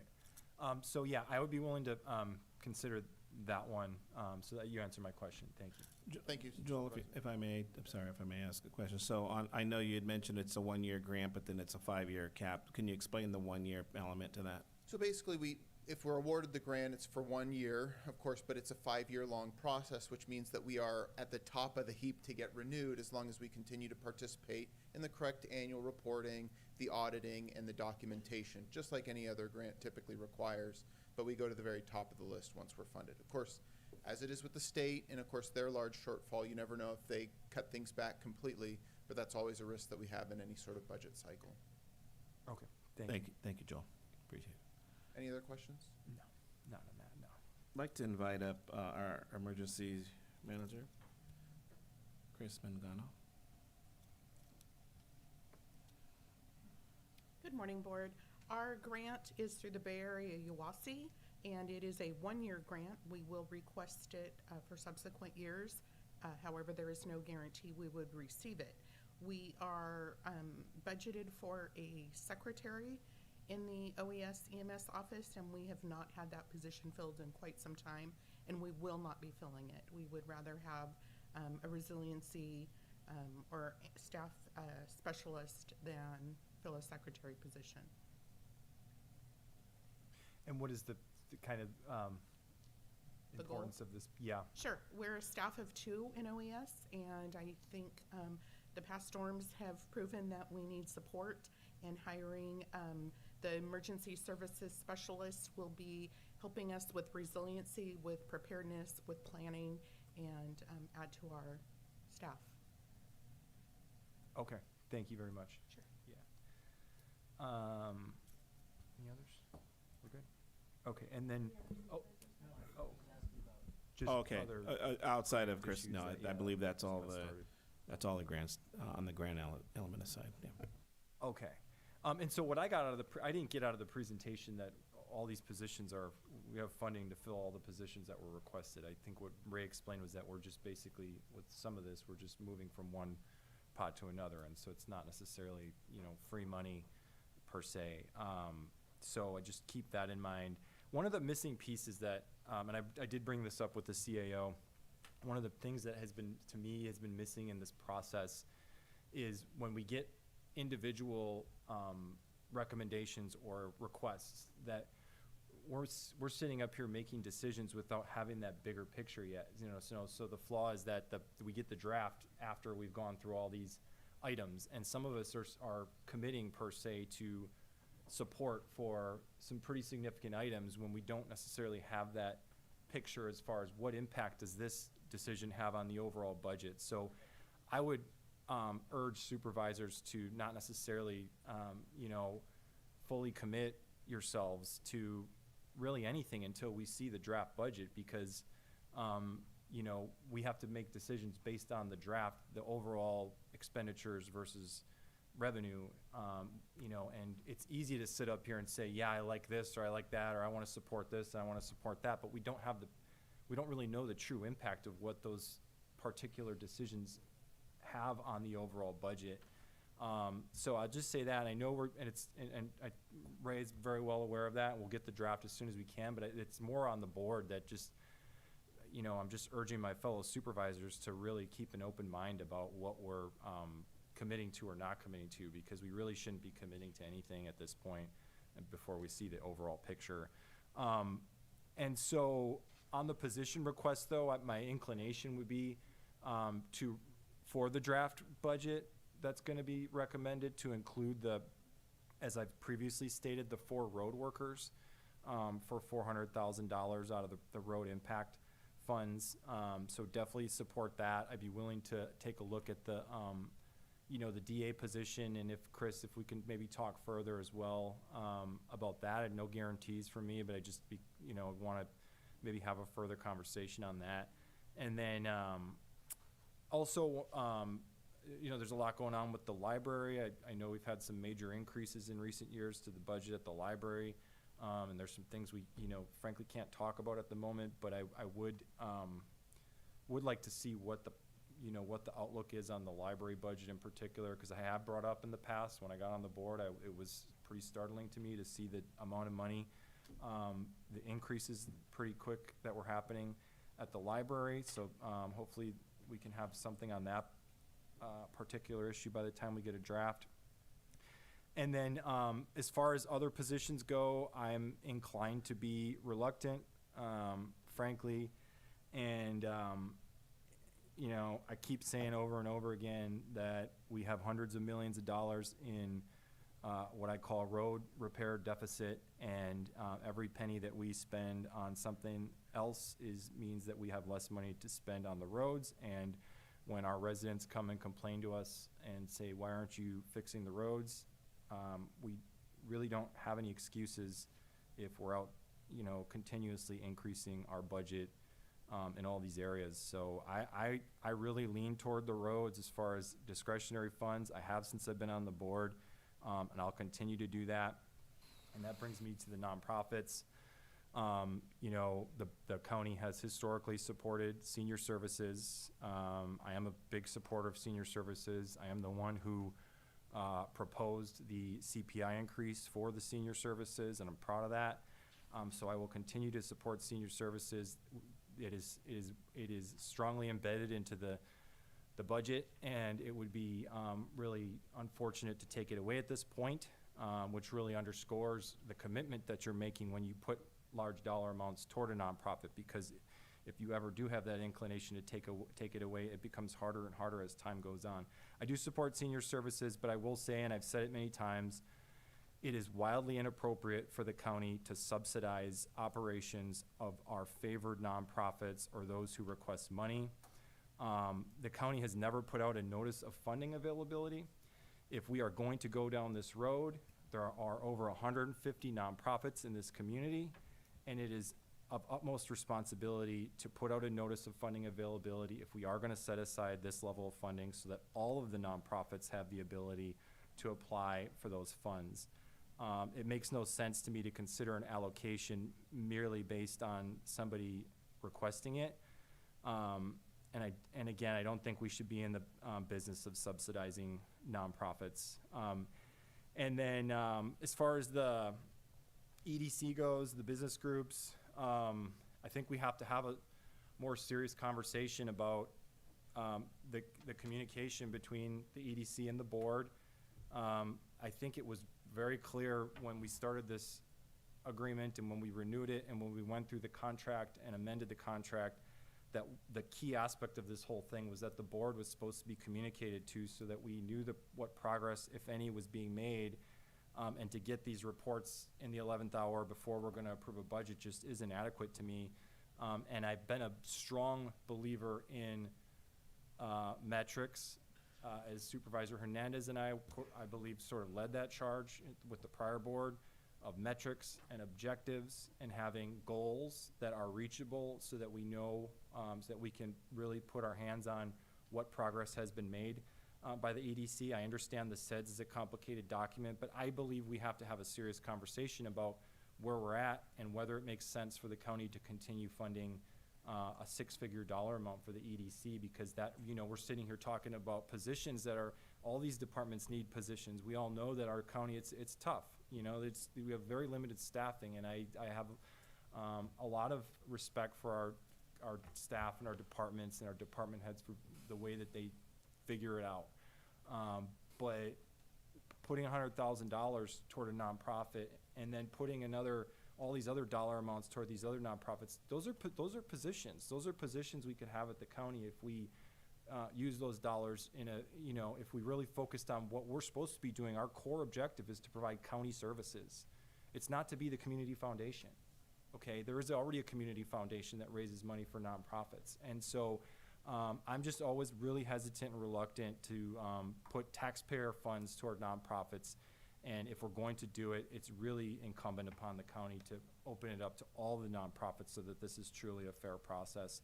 And then I would like to see updates. I think they were quarterly or something from the EDC. I don't remember when the last one was, but it's been a while. I know that. So we need to get back on track with that. And then I'm just looking over my notes. One last thing, CSA budget. Can you explain for the public the deficit? Is it just on paper? There's just being in the red on paper, what that means when the CSAs are on paper. I just want to make sure that we're not, maybe we can talk offline. It's page 127. This is a separate issue. I was looking through last year's budget. It wasn't in the presentation. I like to read the budget again. It's one of my favorite things to do right before we go into budget. I noticed on page 127. So let's talk about that. You're talking about in the actual budget book, the actual final. The CSAs, they operate, and just so the public's aware, they infuse funding for whatever service is going to be, lights, roads, whatever it's going to be, and they should be operating within their budget. If they do operate or need more work because increased cost in this day and age, they need to go to a 218 and increase that cost or increase the amount of revenue that generating to address the expenses. So they should not be operating in the red, but I think that there's times when that does happen and there's a plan in place for them to make that difference up. Right. But we can talk a little bit more with when it comes to the budget we've time. Had this. I just want to make sure. In the budget time, we'll cover the CSAs. Okay, great. Yeah, we'll go through that. Thank you. Supervisor Curl?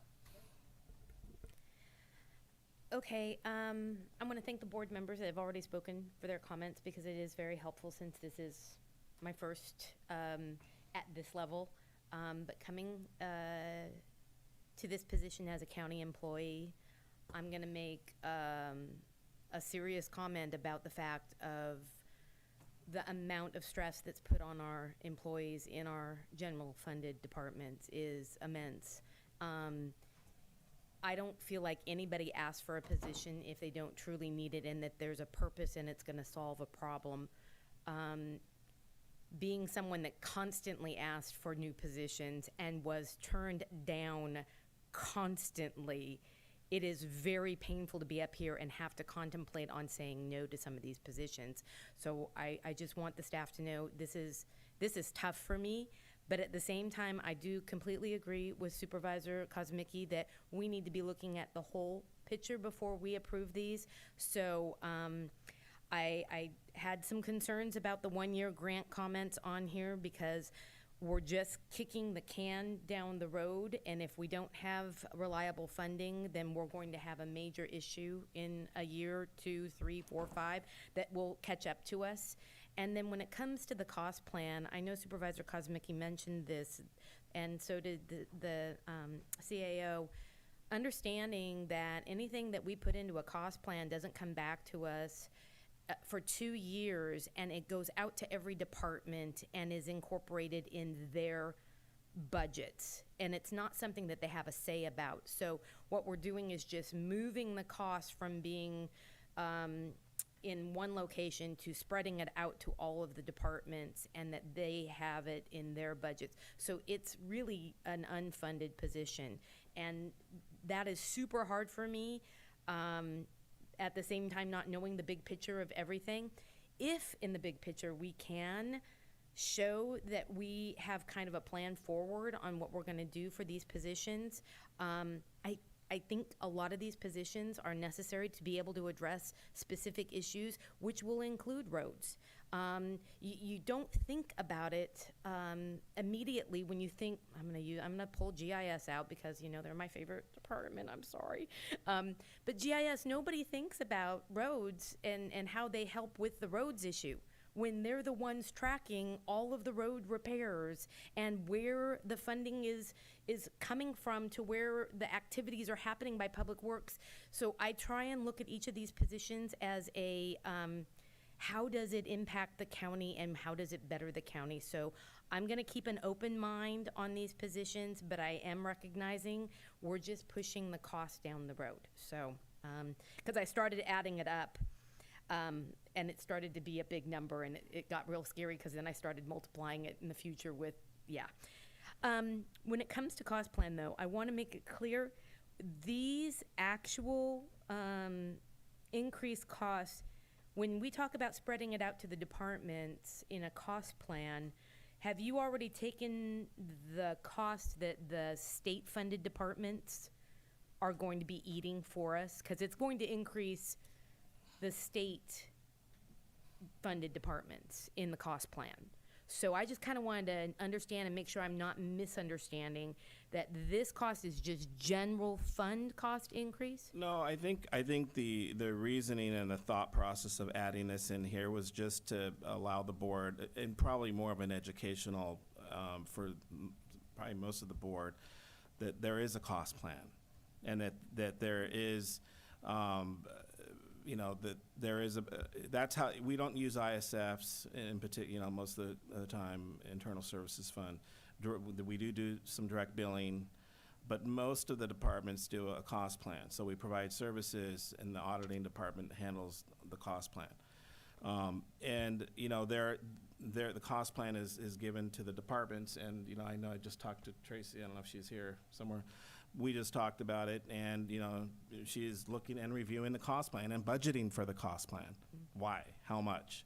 And we're reviewing those numbers because there is an obligation from the subvention funds from Tracy's department to pay for that, to pay for those services. And typically, you know, they're general services that they're having to cover. So I don't know if that answers your question. I hope it does. But the cost plan is a black box. I will tell you. I've had many conversations upstairs with auditing, and maybe what we could do is we can have the auditor come out and do a presentation one day about the cost plan. I think it'd be good for the entire board to hear. That, you know, there is an analysis there.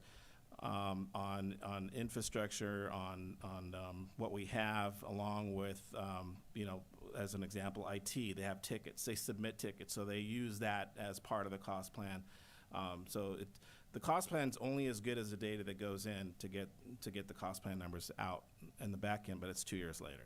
Yeah, it's 2 years later, and just to break it down to what my question is when we're looking at these cost increases and that they're coming out of the cost plan or that they will be spread around the cost plan, is this number showing that it's only the money that would be spread to the general funded departments, or is it the general funded and the state departments, which departments funded by the state would reduce this amount of the impact on the general fund? That's the point I made earlier. Is So it depends. It depends on whatever service is going to be. Is it going to be? Okay. Is it going to be?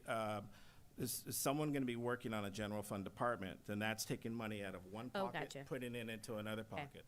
If they're working on a project that deals with subvention funds, then that's when the billing occurs. That's when the billing and occurs. it gets So it's back into based on time and material of Exactly, that whatever- funded department. exactly. Okay, just making sure, because you're looking at these numbers, but they could completely change based on what the need is. If there was a huge HHSA need from any of these positions, it could, that are part of the cost plan, it could come from other funds other than the general fund. That's the only point I It want to could, make. but that's why we left these numbers paying out of the general fund, because we don't know. Yep. I mean, at this point in time. So I'm going to be open to discussing these positions, but I want to agree with Supervisor Kosmicki. We have to look at it in the big picture. We can't just say, yeah, I approve it now. I don't feel that comfortable saying that. When it comes to the nonprofits, I am also a huge supporter of the senior group funding, and we have a terrible lack of senior services in this community, and that's an area that I would never cut. I would only increase it because of the challenges that we have with senior services, because many people are having to move out of the county due to the lack of our senior services.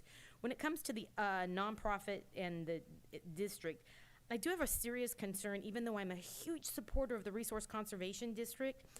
It is a district, and I need to be educated a little bit more about, is it a district that has, because I remember lots of files in the elections office about resource conservation going back into the 60s or 70s. And if it is a special district and we're just trying to help it, kind of like Pacheco Pass stormwater district, where we're trying to help them get back on their feet, but then get back into the Prop 218 process of funding themselves and not being funded by the county, I want to make sure that we understand what we're funding here. And is this something that could turn into a Prop 218 jurisdiction that is funding itself and not coming through the county? So I have some questions there. And so getting back to the formation of that jurisdiction and defining that would be really helpful to understand if we even should be funding it, or if it's just a helping hand right now. Number 3.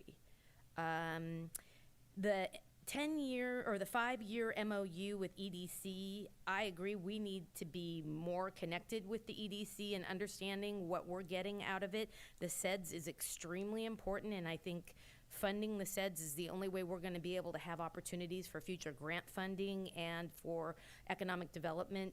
But I am all about matrix, measurable goals, so I totally agree with Supervisor Kosmicki. We have to have statistical information brought back to us on a regular basis so that we can see what's actually being done. When it comes to the chamber, I think the chamber's going to be, the money here is just to being a member. That relationship is a conversation for another day, because it's seriously needing some future repairs in bringing that relationship back. The chamber is an incredible resource, and it is accomplishing and measuring a lot of their successes. I really think that conversation needs to continue, and what that looks like with the county. On everything else here, a lot of this appears to be membership costs, for some of the organizations that we're part of. So, keeping this in mind, that all of this is contingent upon the overall budget. So I'm a supporter right now of the 5-year of the MOU, but we really have to start having measurements with EDC. The last item is that $10,000 that was thrown in the Resource Conservation District that is not yet earmarked for anything. I think keeping that out there and looking at other nonprofits is something that we should be doing. We shouldn't, box ourselves into only funding certain nonprofits. So I would be open to a conversation discussing overall nonprofits in the future. That's it. Thank you. Supervisor Zanger? Yeah. So I just need some clarity, I guess, CEO Espinoza, if I get some clarity on just the way the process works specifically right now. So at a certain point, if we don't, I don't know, pick and choose some of these to say no to as far as positions, then they're going to go through. Is that the way it works? How does this? Yeah. So, as we've had in the past, we've had special meetings and we've had a calendar that actually laid out like what the budget process is going to look like, and with certain dates there. This is a request, a budget request. We're reviewing all the numbers, particularly what the FTEs are, or the request. There's an FTE schedule that we will have to put together based on what the board is going to approve, and have these open discussions and dialogue. The reality is going to be we're going to cover next, which I think we really need to. That's kind of the, when you're talking about kind of the cart before the horse. This next slide, I think, probably should have been first before the actual FTEs. But this is the way we agendized it, or we put it together on the PowerPoint. The reality is, the numbers that you see, and we can just go to that if that's okay, because we already had public comment. We might as well just go in that direction. So the next slide, Ramon, if you want to stand up, the budget overview. And the budget, you have 2 pages here with the budget overview. I think that ultimately is what you're looking at. But keep in mind that this is built on the request. We will come back to your board on the 26th with a recommended budget. So I understand we're just giving our thoughts now, but at on the 26th, we will be. Yes, the departments have put in their request. They start working in that calendar that I mentioned in January. So they start working on what do we need this year? What's coming up? Is there going to be software that's going to that we need to re-up, as an example? Is there a project? Is there going to be an assembly bill or a Senate bill that's coming down the pipe? A care court? Are we going to have to hire more people? So we have to look at the state budget, and we have to really examine it for some of the subvention departments. We have to look at what our AV is going to be, our assessed value. We have to work with Tom and his shop to understand what are the forecasts going to look like.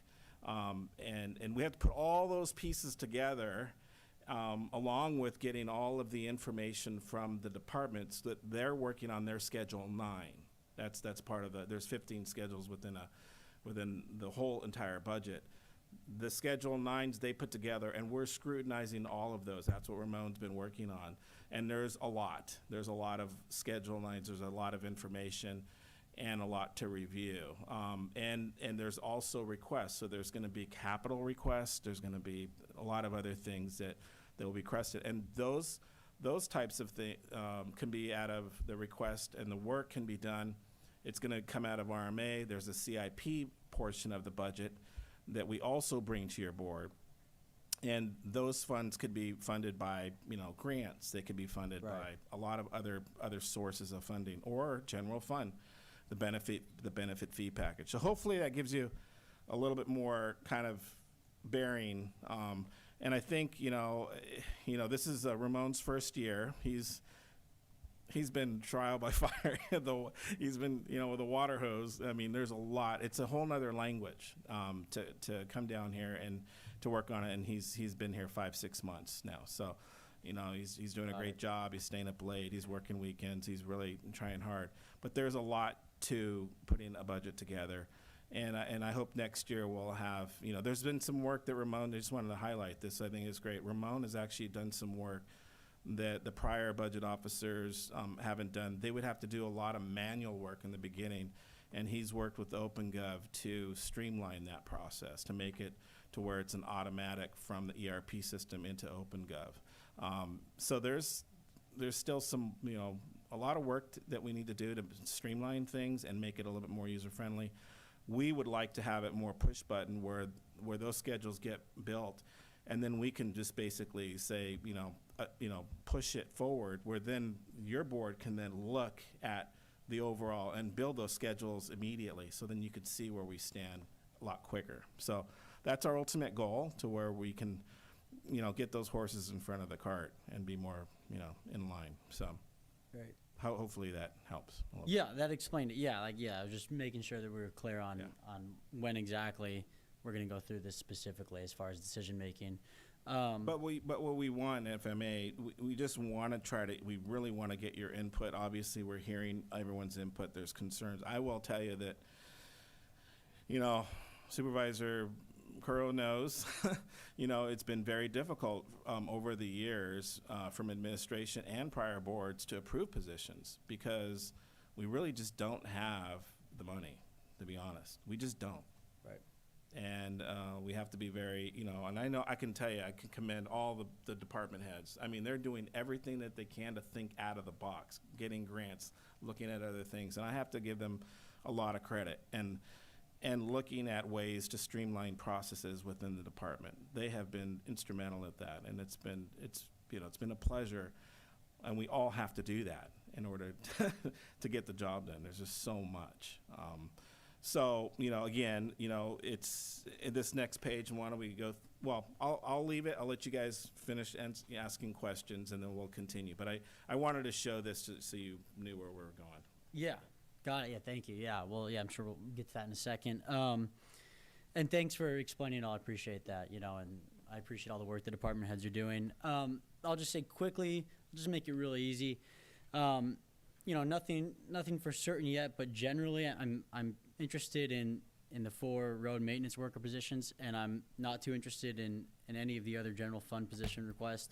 As far as nonprofits, interested in the senior services, of course, and that's about it as far as nonprofits. I'm not really interested in funding the other ones. So that's it's pretty cut and dry, but that's my opinion right now.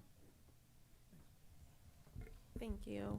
I think I'll probably save most of my comments, but I do have a couple of questions. So now that with the item that we just approved for the sheriff's office for the 4 positions, does that now need to be added to the general fund position requests? So I believe after having conversations with the sheriff and Kelly Kennedy, what we did is I built in that request as part of next fiscal year's budget, and I put it in a specific account in case it was not approved.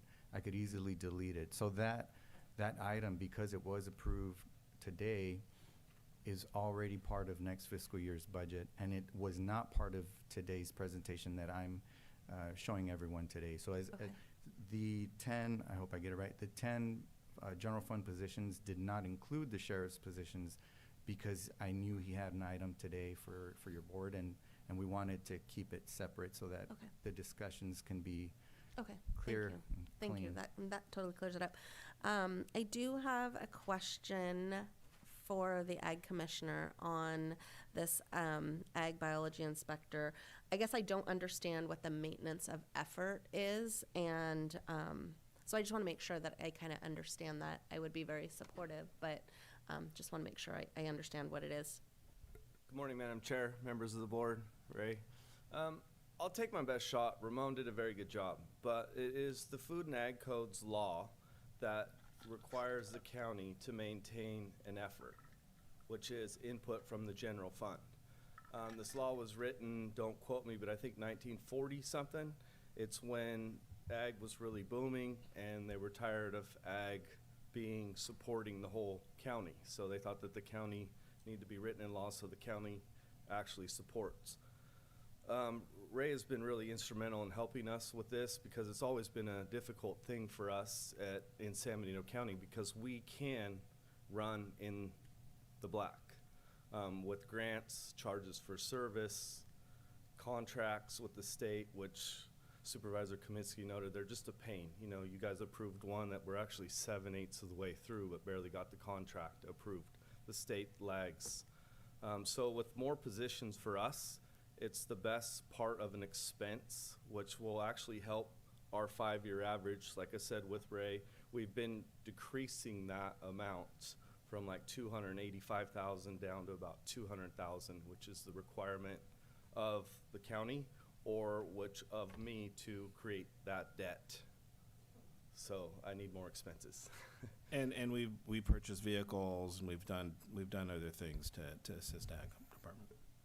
Thank you. I appreciate that explanation. Supervisor Kozmicki, did Yeah, you I have just, I thank you for bringing that up because this has been in prior budgets, and I will just say that it completely makes sense that we continue to do this so that we're not falling behind and that we're following the rules, and that is a very unique item, and so I appreciate that you brought that up. So just for history's sake, and Supervisor Gonzalez as well, it was 220 or something in the past. So Yes, sir. It was 212 last year, and I'm not sure Ray knows this yet either. But so with everything that we did last year, last year's our unclaimed gas tax check was 285,000. Sorry, this year it was 360. So we got to get back to the table and spend some more money over an egg. Sounds like you've got some good problems. Thank you. I appreciate thank the you. explanation. Let's see, on the nonprofits, so I see the Monterey County Business Council membership, and I guess I would like to see San Benito County Business Council membership instead of, or in addition, if we really need the Monterey County Business Council membership. I'm not sure if any supervisors attend. I'm not sure who attends that, but I do know every month there are a lot of county employees. There's a lot of supervisors that are attending, or at least there's at least one supervisor, maximum of 2. And so just want to make sure that we're supportive of our own county kind of first. I am supportive of a lot of the nonprofits that are listed here. And like Supervisor Curro said, a lot of them are membership expenses, but there are several on here. And I think that a lot of while we're not here to support the nonprofits per se, I think it's really important that we recognize the importance of collaborating with nonprofits. They're doing a lot of work that saves us a lot of time and money that we're not having to do. And so as I look at some of these, like the Resource Conservation District, I mean, they are really doing a lot of work out there, getting grants to help with, fire prevention and stream bed, to help hopefully moving into the future so that we don't have these devastating floods. So I think that it's really important work, and I think it's important for us to recognize the work that these nonprofits are doing. And so I would love to see more collaboration. It doesn't have to be in funding support, but just a recognition of this board and of our staff, of all of the contributions that they do. I think REACH is another organization that does a ton of work promoting our parks and the trails, and so I really commend the work that they're doing.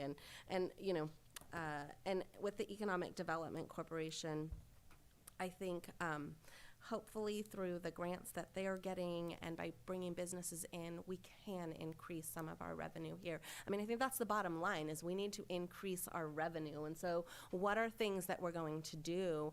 And while I'm incredibly supportive of fixing our roads, I think we have to be, there's a fine line of dedicating all of our resources to roads, because then what happens is we become deficient in other areas. And so I think we need to find kind of that balance of making sure that, yes, we are repairing the roads. They're in dire straits right now. I think they were neglected for a really long time, but I don't want to see other areas in our county become really deficient in services because all the funding goes to roads. So I want to be careful of that. With that said, let's go ahead and move on.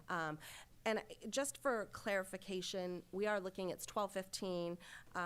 We've got closed session, we have a public hearing at 1:30. Are there items, as we kind of go through this next section, is there a lot of difference in what we saw in May? I guess maybe if we can highlight what are the differences from what we saw in May, I think would maybe be beneficial for timeliness. And I think what we can do is we'll just move forward through the rest of this agenda, and we'll just try to highlight the changes. Okay. Yeah, with that. So Ramon, if you want to get up and try to be, I know accountants, they love to talk numbers, so try to do your best to give us the Cliff Note version, please. Cliff Thanks. Note. Should I wait for everyone to No, be just present? go ahead and go, please. So this slide shows general fund only. That's current fiscal year. We wanted to give you a high-level overview. And the top left-hand side shows fiscal year 22-23. This was the adopted budget from a year ago. It indicated 47 million in revenues, 67 million in expenses. There was a $19 million deficit or use of fund balance. And during the fiscal year, I included that top right-hand side section. It shows amended budget for fiscal year 22-23. So this shows the changes that occurred during the fiscal year, and these are changes for things that were unexpected or unanticipated during the budget process. And so it took the amended budget to 60 million in revenues, 81 million in expenses, and a $20.9 million deficit. So these are budgeted items. And then at the bottom, we wanted to show you the actual amounts for general fund. So these are numbers based on a report I pulled June 2nd. So our actuals are looking a lot better than what was budgeted, which is good, and I believe. Well, and I think in the next slide, we'll go ahead and move to the next slide, we'll really outline the deficit element to the budget. So again, when you see this particular item, I think this is really probably where we need to really look at and spend some time at. You know, you have your revenues, you have your expenses.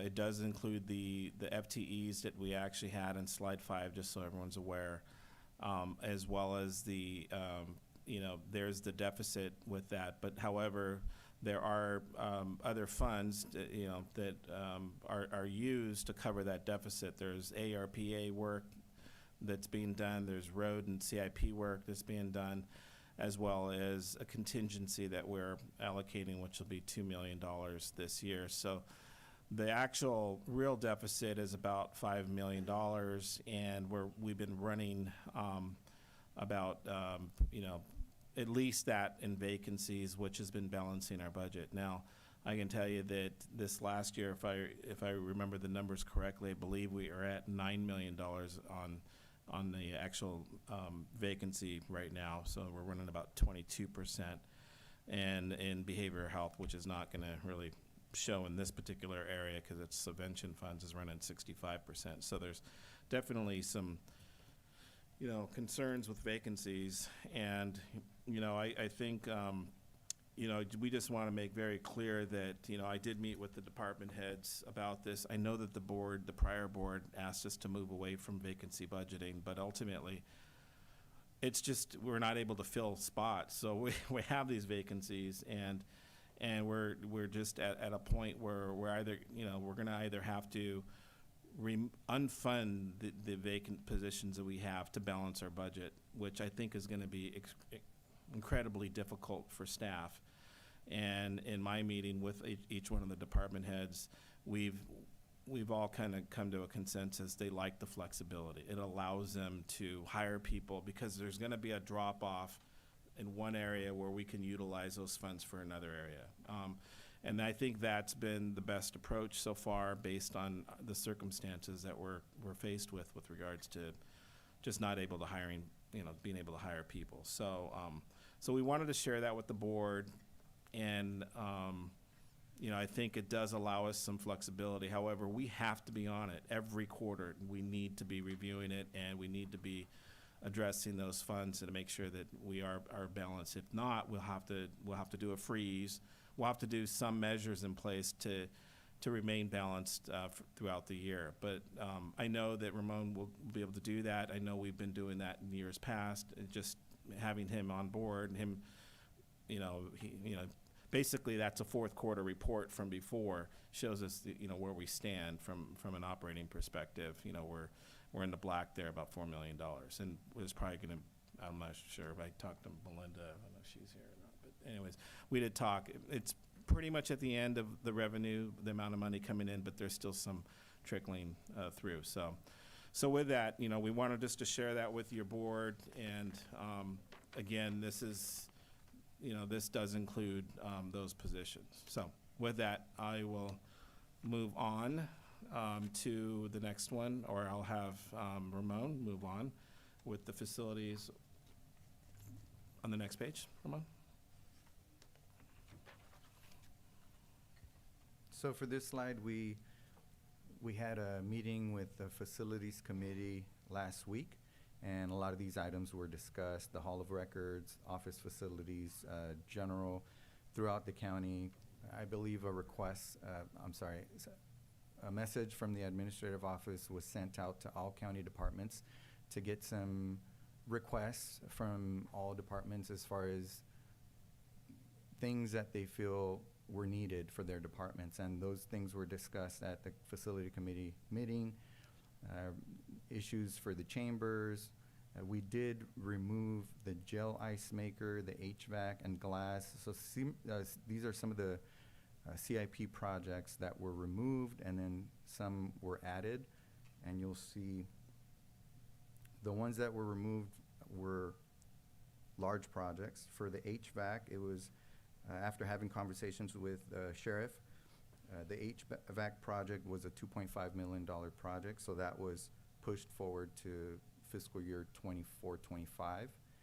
And there was a capital improvement project for glass. That was a $300,000 item. You'll see it on the next slide. I just want to talk through it because it's very small. And then the ice maker was a $10,000 item. The chambers was a $100,000 item. And for the Hall of Records, we added an extra row, so it's right here. And this depicts that there up on the top. And this is something that your board had asked us to go back and do some homework with the facility committee. Thank you, facility committee, to work through this. This is utilizing teeter funding that's depicted there in the total cost and the funding, glasses on, the funding source to address the Hall of Records there, as well as some of the other items in there. Do you want to go through this list one by one, or? No, I think unless there's anything those were the highlights from before. I think we need to move on. If there's any questions, and they can share with us later. Go ahead, Ramon. This last slide is regarding roads, bridges, and I believe a lot of these, Ray, correct me if I'm wrong, a lot of these are relying on the benefit fees from San Juan Oaks. Yes, that's correct. Some of these road projects, bridges. Yeah, so there, as well as some of the general funds. So just keep in mind that this was, general fund. We had a presentation this morning. Thank you, Steve, for working on that and highlighting the project and the benefit to the county with regards to roads and some of the, these other elements, parks and bridges that we could use some of these funds for. So basically it's going to be the benefit fee package was about $6 million that we would be receiving from San Juan Oaks, along with impact fees that will be rolled up into the CSDCA project, or what was discussed earlier. So it's a significant benefit to our community, and it has to be community-based. It can't be just specifically for the San Juan Oaks project, or it has to be for our entire community to have access to it. So roads is one of the best place to put it, because our residents use the roads. So that's why we have that here. Again, I just want to highlight, and I'm just going to emphasize this, that that project needs to move forward in order for us to receive that. So with that, that's all we have, Madam Chair. Thank you. Thank you so much for your hard work. Can we open it up to public comment, please? If you'd like to make a comment in chambers, please provide a speaker card. And on Zoom, please press *9 or the raised hand icon. I have no public comment. Thank you. Any comments or questions from the board? Madam Chair, I just wanted to clarify, are all the items that the Facilities Committee discussed reflected in this, or is this just the staff recommendation? Because there's some items on here that I just, frankly, I don't think the Facilities Committee necessarily, like $80,000 for County Council carpet and painting.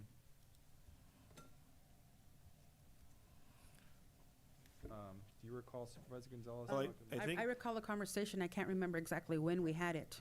Yes. We have the slide, so the whole entire slide that's here was part of that conversation.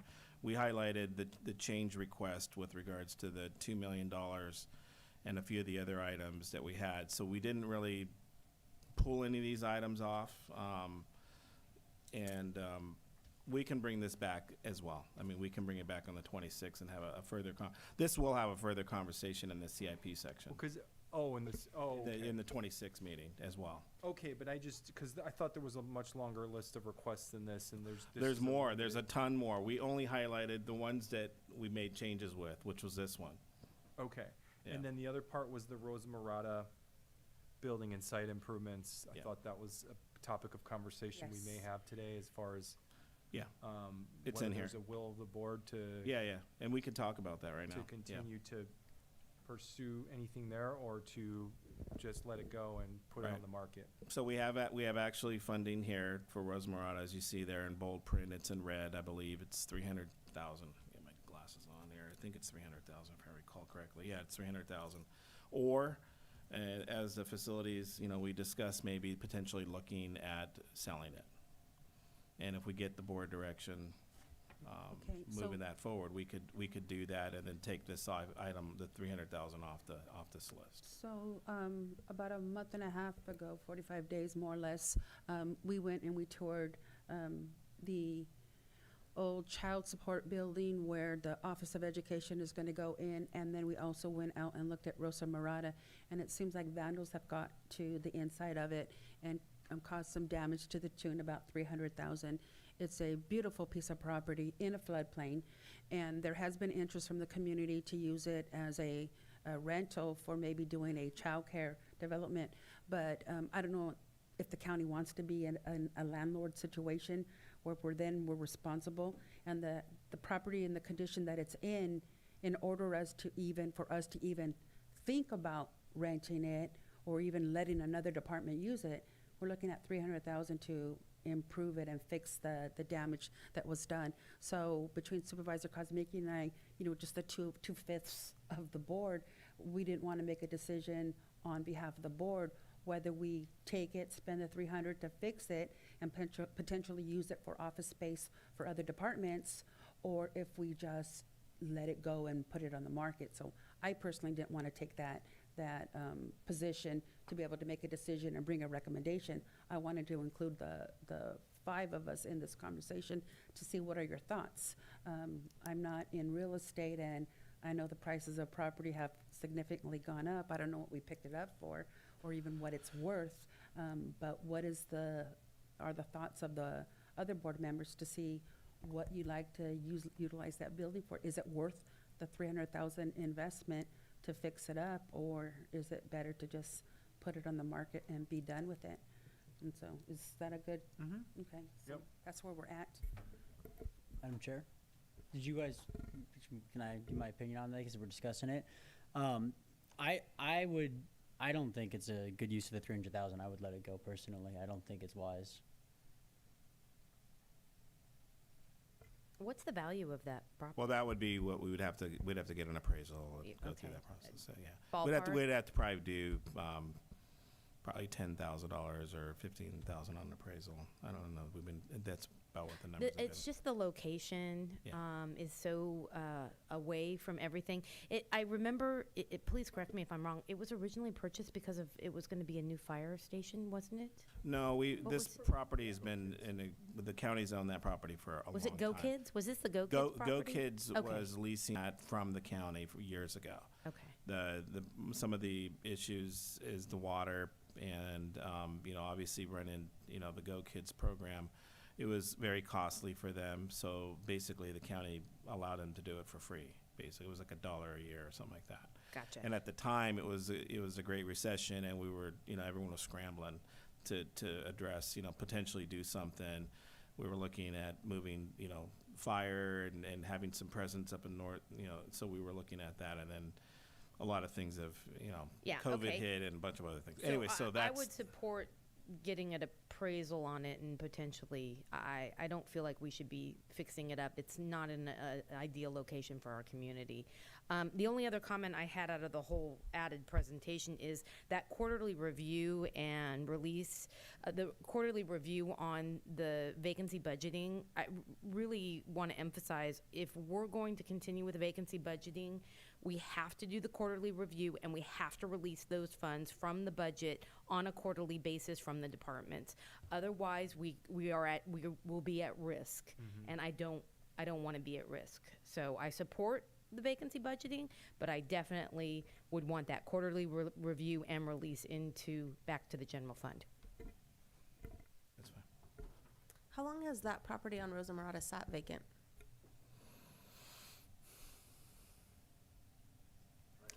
$10 Yeah. About 8 years at least. Five Mhm. did, yeah. It seems like it's been a while. It's been a while, 5 to 8 years probably. 2015, 16 probably, if I remember. It's been a while.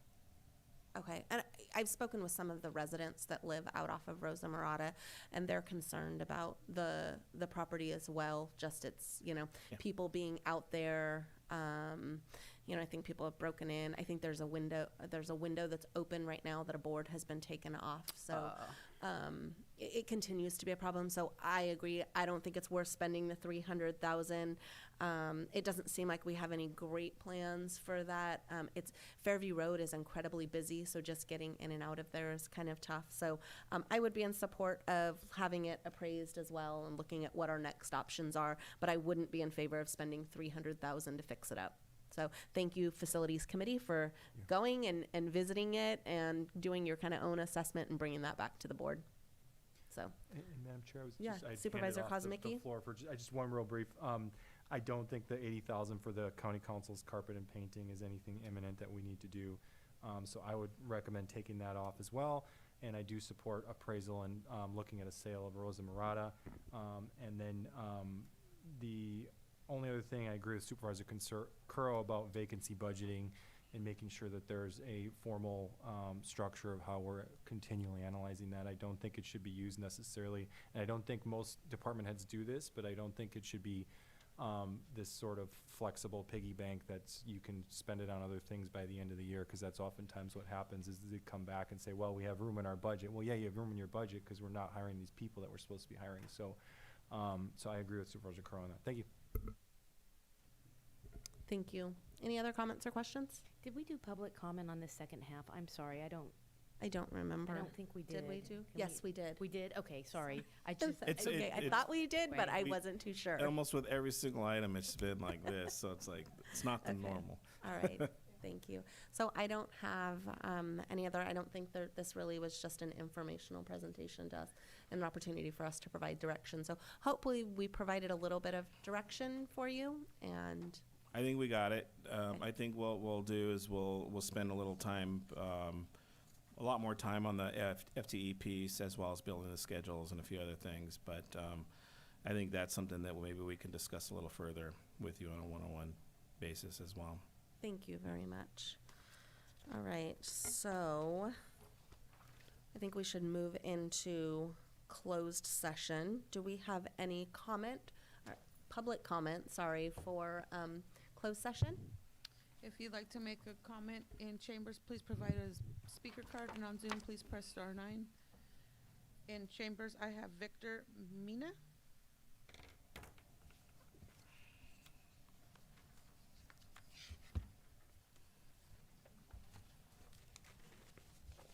Sí, buenas tardes. Mi nombre es Víctor Mendoza. Estoy viviendo en el distrito del señor Dom Sanger. Good afternoon. My name is Victor Mendoza, and I live in Supervisor Dom Zanger's district. Yo tengo muchos hermanos, pero yo soy el que tomo la responsabilidad de cuidar a mi mamá. I have many brothers, but I am the one who took the responsibility of taking care of my mom.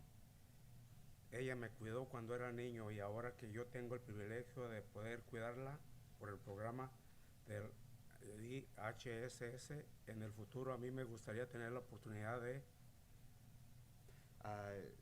My mom is the one who took care of me when I was a kid, and now I have the privilege of being able to take care of her through the IHSS program. In the future, I would like to have the opportunity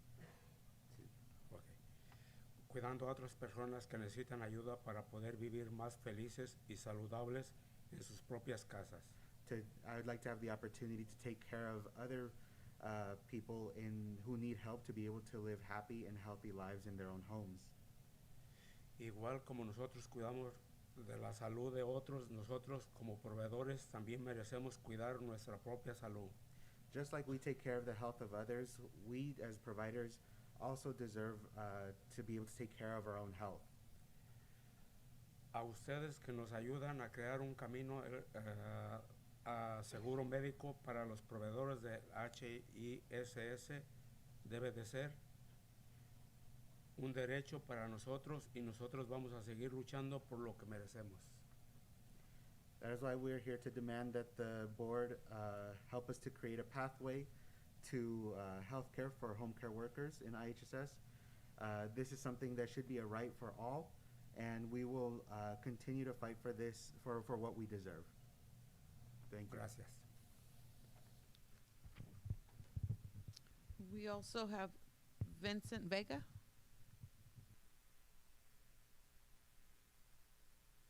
Hello, good afternoon, Board of Supervisors. You all may know me already. My name is Vicente Vega. I'm an organizer with SEIU Local 2015. We're here today because the last proposal that we received from the board for contract for home care workers still did not include any sort of pathway to healthcare for home care providers. We have been negotiations for the last 2 years with the county.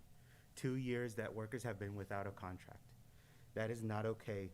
And during these last 2 years, you all have had the opportunity to see and hear from different workers who have been coming in, taking time out of their day to be here to show you all how important it is to get health care, to try to explain to you all and get that through to you all of how important this is for them. And so I want you all today to understand that this fight is not something that is just here, that is just unique to San Benito, right? It is something that is statewide.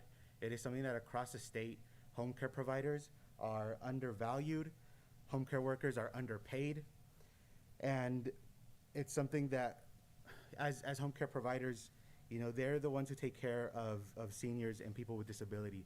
I heard the board mention their support for seniors today, right? And so many workers in the IHSS program end up doing so much more work than what is being required of them, right? Caregivers who end up paying out of their own pockets for food for their clients, who end up paying out of their own pockets for gas to take them to the doctor's visits. Workers who will get home after a full day of work only to get a call from their client and they go back to help them. These workers put in so many more hours than what they are even authorized, right? But they do it out of the goodness of their hearts, because IHSS providers continuously go above and beyond for those that they care for. Yet when it comes to bargaining, it seems that all the county wants to offer these workers is the bare minimum. This is not okay, and this has to change, because we know, as Victor said, that healthcare should be a human right, right? This should not be a privilege just for those who can afford it. It should be a human right. And today we're here to demand that the county create a pathway to healthcare for these workers And again, we will not stop this fight until we get that. Thank you. I have no further public comment. Thank you. County Council, do you need to? No? Okay, so we're going to go ahead and recess for closed session, and we will be back, I guess, at 1:30 for a public hearing. I think we're going to have to come out for public hearing and then maybe go back in, no? Or soon thereafter, is it, yeah. I mean, if we're a few minutes late to 1:30, it's fine. 1:30's fine. I'm and- just concerned we're going to be very late for Yes, 1:30. Yes. That's what I was suggesting. 1:45. We could do 1:45. 1:45? It's up to the board. Okay. 1:45, o'clock? we'll make I mean- 1:45 work. 1:45 for the public hearing. Sorry about that. Yeah, it doesn't, I mean, the board could, if we're really, yeah. Hopefully not too many of the people on here are going to want to. Okay, all right. Well, 1:45. We'll see you at 1:45. Thank you.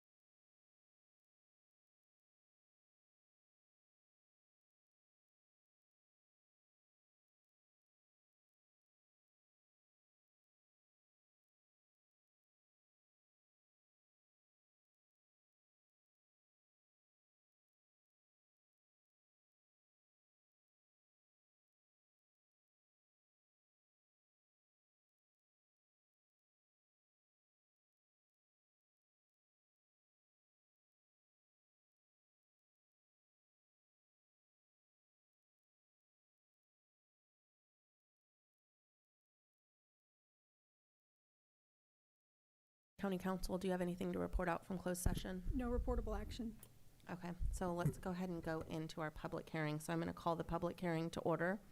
It's 1:59. Good afternoon, Madam Chair, members of the board. Tom Slavich, County Assessor. Today you have a number of items, Williamson Act items, public hearing. The first one you have is a compatible use request. The applicant is D&D Bergantino Family Limited Partnership, and this preserve consists of 251 acres, under contract 68-113. The property is located about 6 miles northwest of Hollister on Shore Road. The request is to construct a 20,000 square foot building and operate a dehydration facility on 3 acres of the ranch. The committee asked a lot of questions of the applicant, and unfortunately the operator was not there, Mr. Pellegrini, to answer a lot of their questions. So basically what they recommended was to postpone this application until their November meeting and have Mr. Pellegrini come in, and I think that way they can ask more questions, and then that way they can come up with a recommendation for the compatible use and then bring it back to your December meeting. So that's the recommendation. Do we have any public comment on this item? If you'd like to make a comment in chambers, please provide a speaker card, and on Zoom, please press *9 or the raised hand icon. No public comment. Madam Clerk, just for clarification, will we be asking questions for each item in terms of each property owner? Okay, just wanted to make sure. Thank you. What is the will of the board? Move to postpone as recommended by the Brigantino family to the December meeting. Second. All in favor? Aye. Anyone opposed? 5-0. Thank you. The next compatible use. Before going over each compatible use item, do you want to have public comment on any of these items, and then we can deal with each item separately? I figured just, I mean, I think there's only, Yeah, it's fine. I think we just do them one at a time. Okay, the next compatible use is Regan, Pat, and Chris. And their preserve is 4,854 acres, contract number is 68106. So this is a cattle ranch down in South County, 18 miles southeast of Hollister and Panoche Road. So their request is to build a second home on the property for their son, who's going to be helping out on the ranch. In this situation, the home is going to be occupied by the son, who's going to work on the ranch, as mentioned, and the home site will be roughly 1.5 acre of the land, which is nominal when you compare it to the 4,800 acre ranch. So the committee recommended approval of this compatible use request. Are there any questions? Do we have any public comment on this item? If you'd like to make a comment in chambers, please provide a speaker card, and on Zoom, please press *9 or the raised hand icon. No public comment. Any questions, comments from the board? Someone want to make a motion? Move to approve as recommended. I'll second. All in favor? Aye. Aye. Anyone opposed? 5-0. The next compatible use is the Tobias Trust, John and Marion, and this preserve is roughly 50 acres, contract number 7549. The land is used for raising hay, and it's located 6 miles northwest of Hollister and Shore Road. This is actually right across from the Brigantino property. The applicant is requesting to operate a packing facility in the existing building for packing their produce grown from their family farm operation. There will be no processing of products or cold storage on the site. The acres required for this compatible use is roughly 1 acre. In this situation, the 1 acre represents about 2% of the entire property, and your committee recommended approval of this compatible use request. Thank you. Do we have any public comment on this item? If you'd like to make a comment in chambers, please provide a speaker card, and on Zoom, please press *9 or the raised hand icon. No public comment. Okay, what is the will of the board on this one? Before we do that, I'd like to go on the record that I did meet with Mr. Tobias, and I went out there and I looked at the property and what his ask was going to be, and he did verify it was going to be a compatible use. I also spoke with a few planning commissioners, and their conversations seem to differ from Mr. Tobias. And so while I don't object to this issue, I just want to make sure that there was consultation with the planning commission for this application. Was there? Did not talk to the planning commission. Usually we don't, because this is just typically, it goes through the Williamson Act process first, and then it goes to building and planning. Okay. And this process kind of went around differently, went to building and planning first, and now it's coming back to the Williamson Act committee. Okay. And I do know that there were some requirements put on the compatible use project in terms of putting up a handicap parking and so forth, and there were restrictions, and it looks like the application is consistent with the compatible use. So is there something you want to add? Yeah, sorry. Thank you. Shirley Murphy, Deputy County Counsel.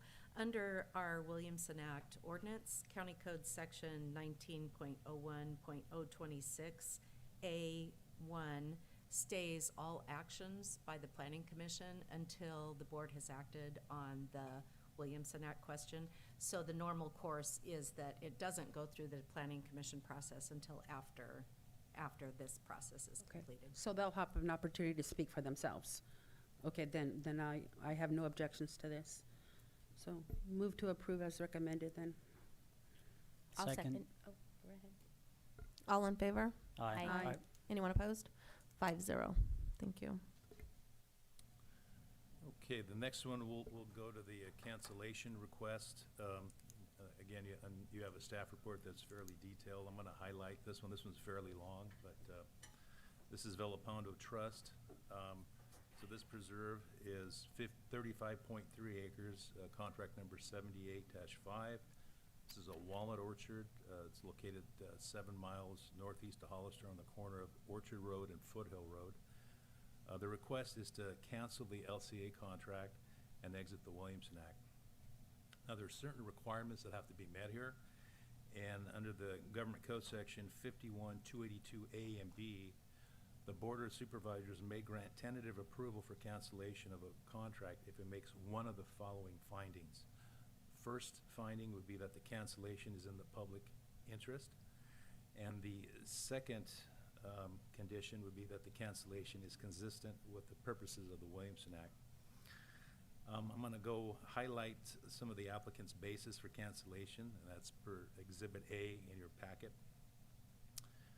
So the applicant is saying that the cancellation of the contract is in the public interest in light of the California's housing crisis. Projects that address the state's housing crisis outweigh the objectives of the Williamson Act as stated in the application. Applicant states the walnut orchard on the property is not high producing, does not support any agricultural workforce, and is managed by a third-party harvesting company. Additionally, the subdivision project, if approved, will result in the property being used consistent with the adjacent lands, which is basically large homes with possible ADUs. Now, the second part is the cancellation of the contract is consistent with the purposes of the Williamson Act. There are 5 parts to this. Part number 1 is that the cancellation is for land on which a notice of non-renewal has been filed. Number 2, the cancellation is not likely to result in removal of adjacent lands from agricultural use. And number 3, the cancellation is for alternative uses, which is consistent with the county general plan. 4, the cancellation will not result in discontinuous patterns of urban development. And lastly, that there is no proximate non-contracted land which is both available and suitable for use to which is proposed the contracted land be put. Now, the applicant states that they meet all the requirements above. The applicant recorded a notice of non-renewal, and the last day of the contract, the expiration date is December 31st, 2029. The proposed project is consistent with the surrounding uses, single-family residences. The proposed project is consistent with the 2035 county general plan, and it is unlikely that the proposed development would result in discontinuous growth patterns or loss of ag uses on neighboring properties as stated in the application. The application also indicates it meets Part 5, that there is no proximate non-contracted land which is both available and suitable for the proposed project, and that's per in their exhibit number H. Now, part of the process is there's a cancellation fee involved. Assessor has to come up with the valuation. It's the unrestricted fair market value of the land. And in this situation, the cancellation fee is going to be $1,550,000, and the rate is 12.5%. So the actual cancellation fee is $193,750. Now the cancellation fee is collected by the county, goes to the treasurer, and the treasurer holds for about 30 days and then transmits it to the state. So the county does not get any of the $193,000. So in this situation, the committee did not have a unanimous recommendation for you. 3 members voted yes for this. 1 member voted against, and 1 member basically recused themselves of the meeting. And the other 2 members were not present for the meeting. So in this case, it really did not pass because we needed 4 votes. It's a 7-member committee. And at this time, I'll answer any questions you might have. Thank you. Can we go to public comment for this item, please? If you'd like to make a comment in chambers, please provide a speaker card. And on Zoom, please press *9 or the raised hand icon. I have no public comment. Thank you. Any comments or questions from the board? Supervisor Gonzalez? Okay, did you want to go first? No, thank you. Okay. So going back to the majority of the members present, 3 were yes, 1 was a no, and 1 recused itself. So of the 2 absents, you still got a majority of those presents, even though it wasn't a quorum majority. Yes. Okay. And then the 30 acres of the land is still going to be retained for agricultural, right? 30 acres? Yes, I think that's what I saw in your letter. I believe they came up with the 2 different scenarios, and I think Paul Ravella's here for the applicant, and he might want to elaborate on that. Okay. But seven lots, right? We're going to be. Basically 7 lots. Yes, and I'm looking at the specifics in terms of. 6 lots and a remainder man, I believe. Yes. Okay.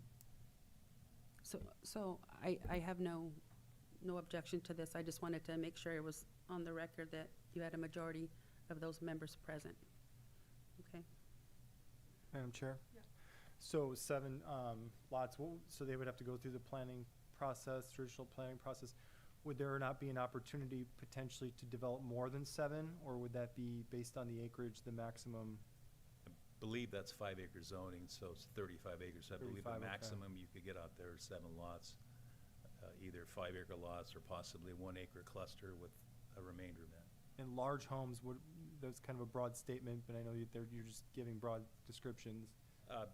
Usually homes in that area are fairly large. I would venture to say probably in the 2,500 and up square footage.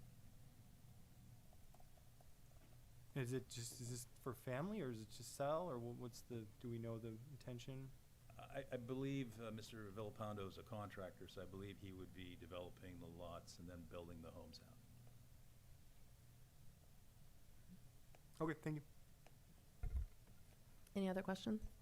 So are we today, are we just voting on the cancellation, or do we have to give direction as far as like the 2 different options? Well, you're basically voting for the cancellation, either yay or nay, and then of course if you say yay, then you might want to give direction. Okay, great.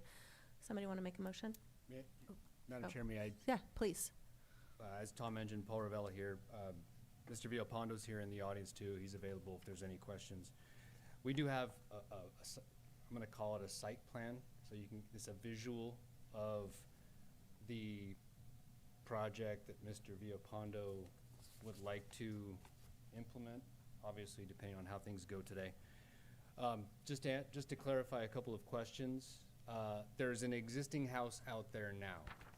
So it's not like there's going to be 7 constructed. There will be 6 additional homes at some point if this moves forward.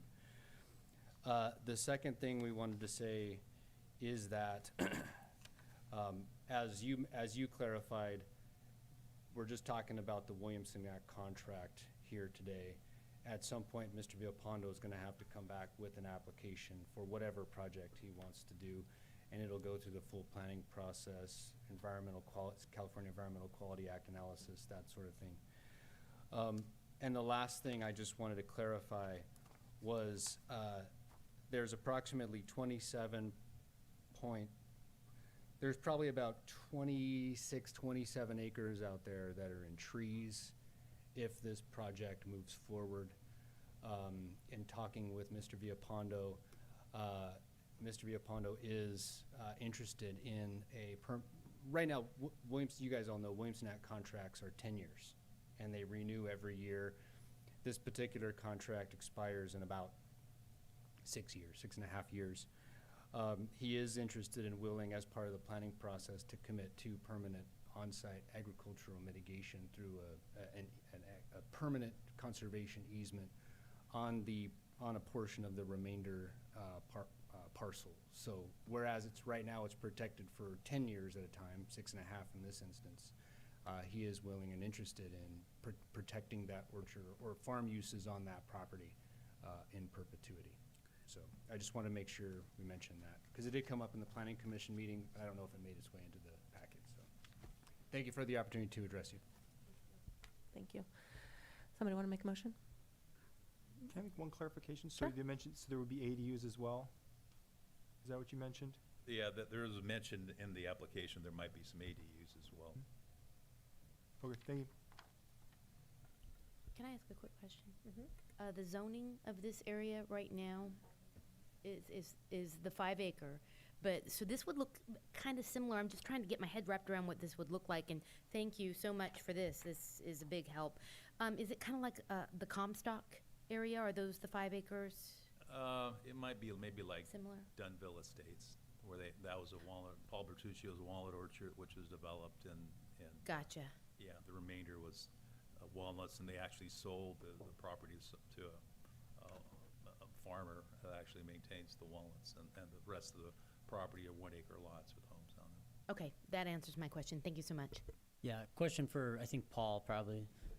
So you said that right now it's in Williamson Act, but given that this gets pushed through and everything like that, the rest of the orchard there, you said in perpetuity? Be land conservation, or? I mean, the county's got its requirements for ag mitigation.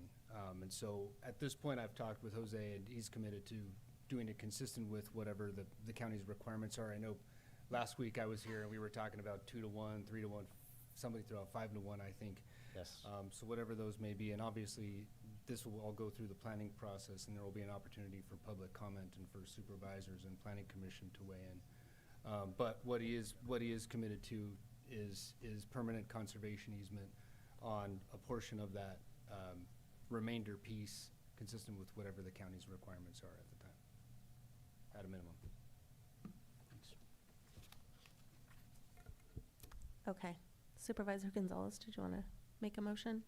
I'll go ahead and make the motion to remove it from the Williamson Act and look at the first option, cancellation of the contract, which is the public interest for in light of a California housing, and then with the remainder of the 27.267 acres to stay for agricultural purposes. I'll second that. All in favor? Aye. Opposed? No. No. 3 to 2. Thank you.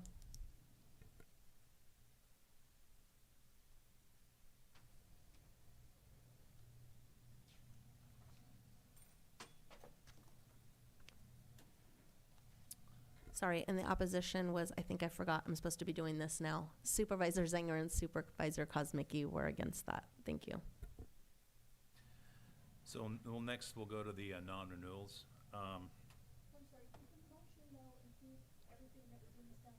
Yes, they had 2 options on their letter.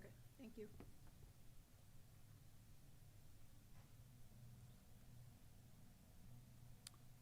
So we'll move over to the non-renewals next. So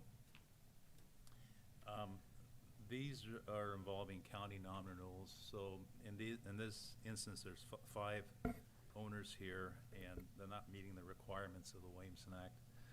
And so we've been kind of monitoring these for years now, and we've notified each owner that, we're going to, do a determination whether to take them out of the Williamson Act. And the non-renewal basically is a 10-year process. So the first one is Balaji Mamata Inc. It's parcel 222515, contract number 10011, 22.85 acres.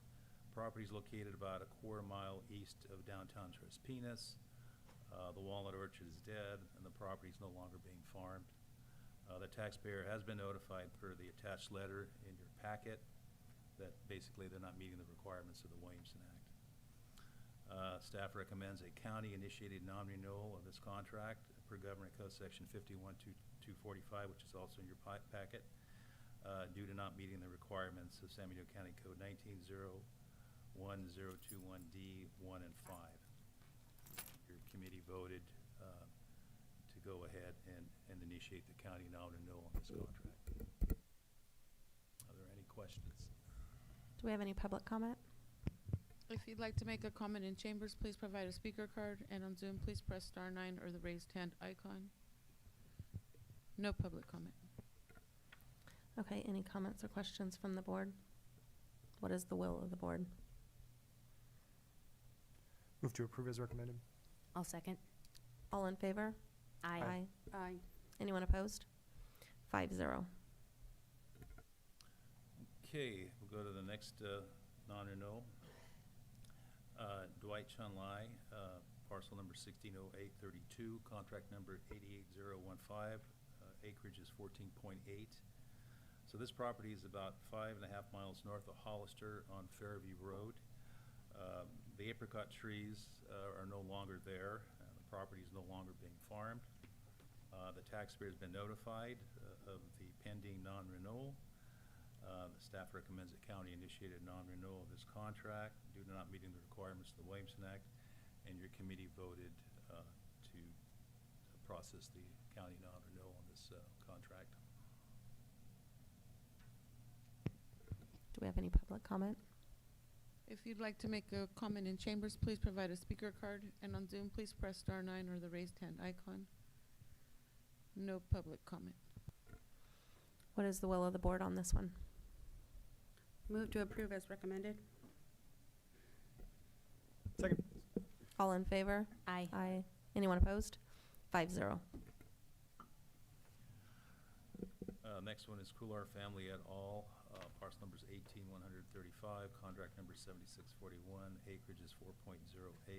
Property is 3 miles west of Hollister on Freitas Road off Highway 156.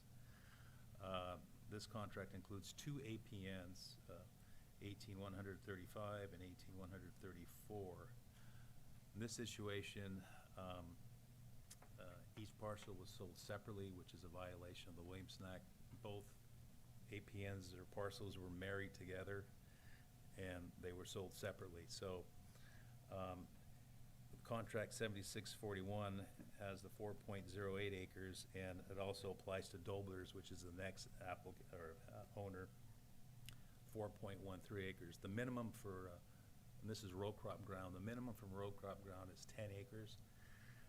This was put back in 1976 when there was really no limits or acreage limits or any kind of income limits.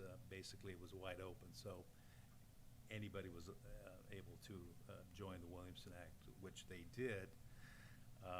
And since then, in the minimums, like I mentioned, 10 acres for row crop, but if they were kind of like grandfathered in, so long as they were farming it, which they were, it was fine. But it was sold separately, so that's a violation. So the taxpayer was informed of this per letter that's in your packet. And in this situation, staff recommends the initiated county non-renewal of contract 7641, and the committee recommended that the county move forward with the non-renewal. Thank you. Do we have any public comment? If you'd like to make a comment in chambers, please provide a speaker card, and on Zoom, please press star 9 or the raised hand icon. No public comment. Okay, what is the will of the board on this one? I just had a question before we vote on it. So for them to sell the property separately, that's in violation of the Williams Act, is there any kind of penalty associated with that? Well, I was gonna get into that. That's the last portion of this. Once I Okay, then finish I'll these. let you wait then, okay? Yeah, that just concerned me. When you said violation, my ears perked up, and I saw revenue. So move to approve as recommended on that item. I'll second. All in favor? Aye. Aye. Anyone opposed? 5-0. So the second half of this is Dolber Ranches, parcel number 18134, contract number again, same contract, 7641, acreage is 4.13 acres. The Doblers are in the row crop business. However, again, this was purchased separately. Again, this property is 3 miles west of Hollister on Freitas Road off Highway 156. Again, different ownerships, it's a violation. Taxpayer was notified of the letter that's in your packet. Staff recommends a county-initiated non-renewal of this contract. Your committee went ahead and approved that county-initiated non-renewal. Is there any public comment? If you'd like to make a comment in chambers, please provide a speaker card, and on Zoom, please press star 9 or the raised hand icon. No public comment. Any questions, comments? What is the will of the board on this one? Move to approve as recommended. Second. All in favor? Aye. Anyone opposed? 5-0. Okay, last one is Miguel Maldonado, parcel number 160831, contract 8816, it's roughly 10 acres. Property is 5.5 miles north of Hollister and Fairview Road. The apricot trees are pretty much dead. The property is no longer being farmed. The taxpayer was notified of this pending non-renewal. Staff recommends a county-initiated non-renewal of contract 8816 due to not meeting the requirements no longer. The committee recommended approval of this county-initiated non-renewal. Is there any public comment? If you'd like to make a comment in chambers, please provide a speaker card, and on Zoom, please press star 9 or the raised hand icon. I do have Lupe Maldonado.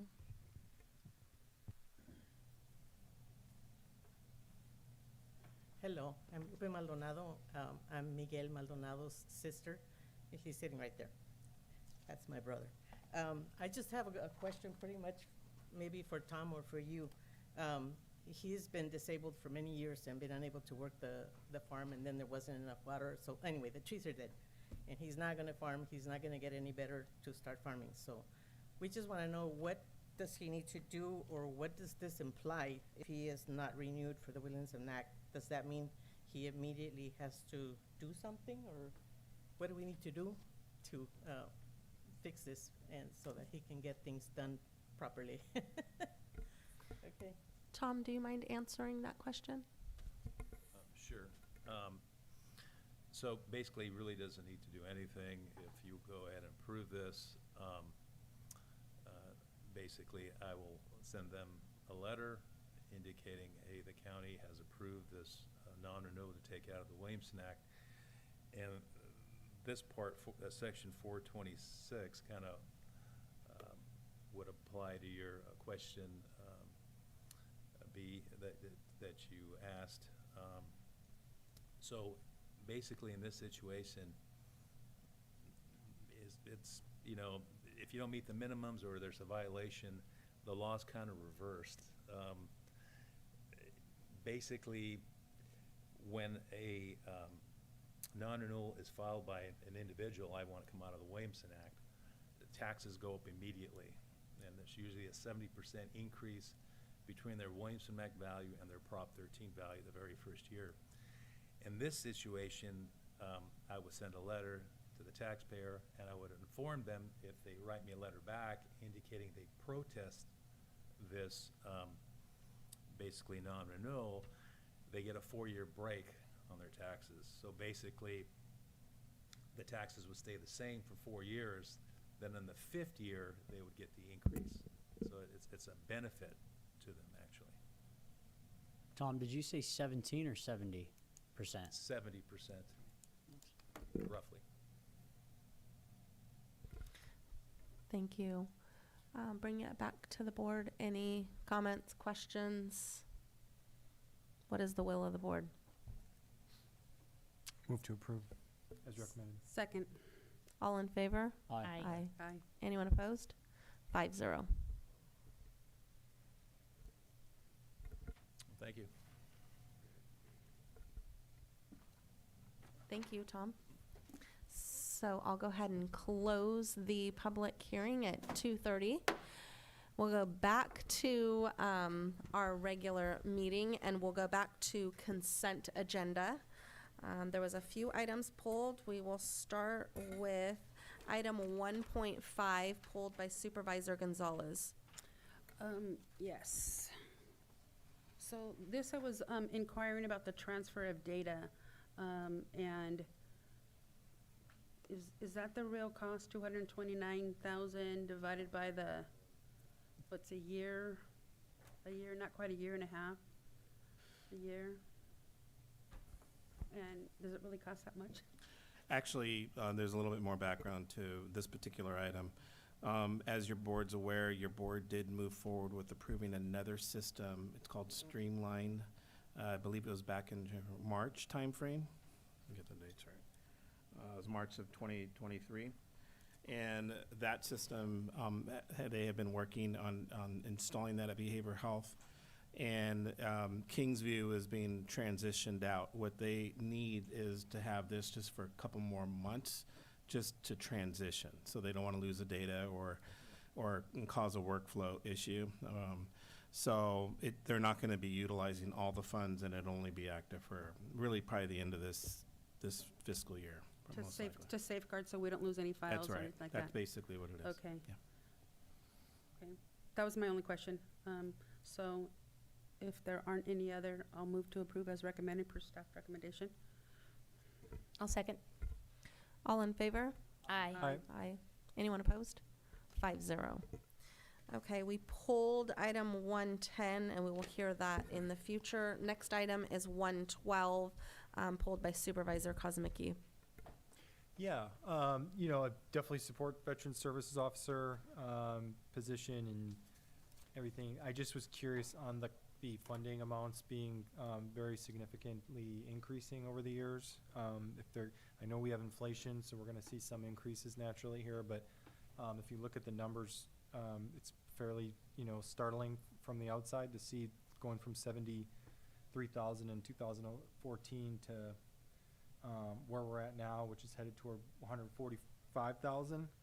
So I'm just, can you just? Yeah, Jack Mayfrey should be on the call. He can elaborate further. I'll chime in after he does, but basically there's an increase in staff, and there's some other things there as well. So Jack, you want to go ahead and comment on this?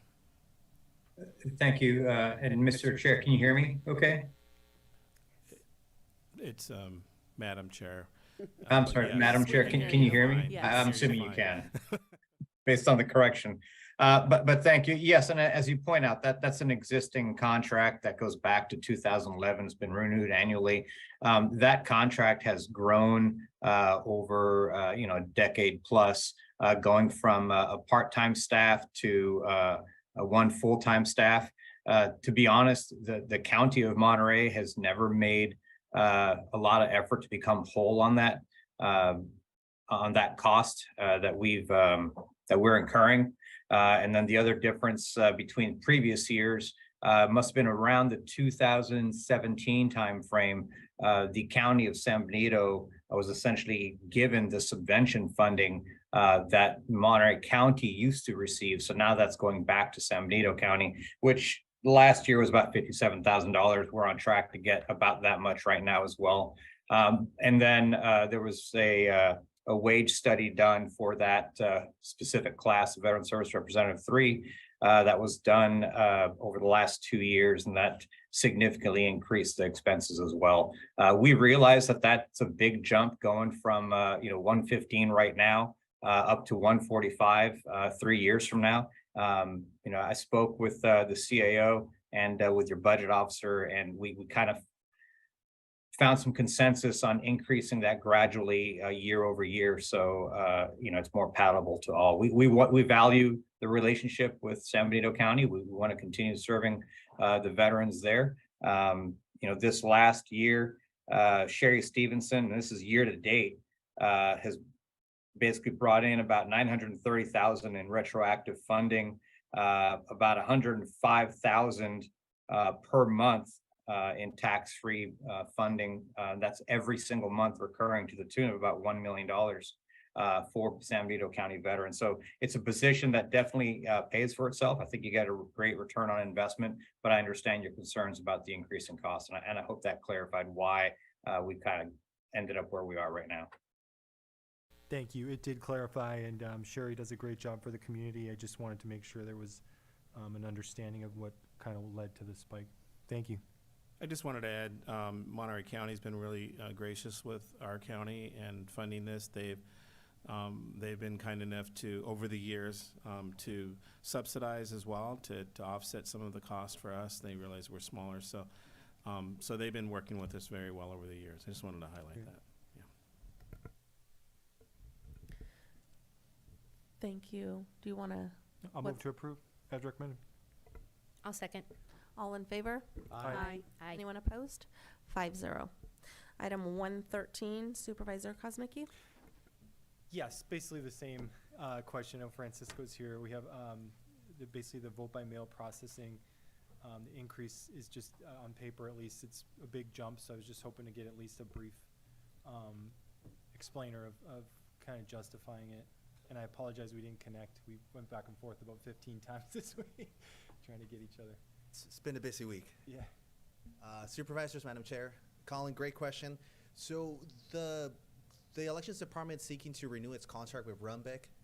Runbeck provides a machine which essentially date stamps all the ballot envelopes and scans the signatures. We had this machine since 2019. We purchased a machine, and now we're paying for the yearly annual maintenance and service to be able to use their machine. Right now, at this moment, we're trying to have the contract renewed for 4 more years. So that's about $12,000 per year, but there is a provision in there that says 3% increase, and that's why it increases to about $52,000 as some change for 4 years total.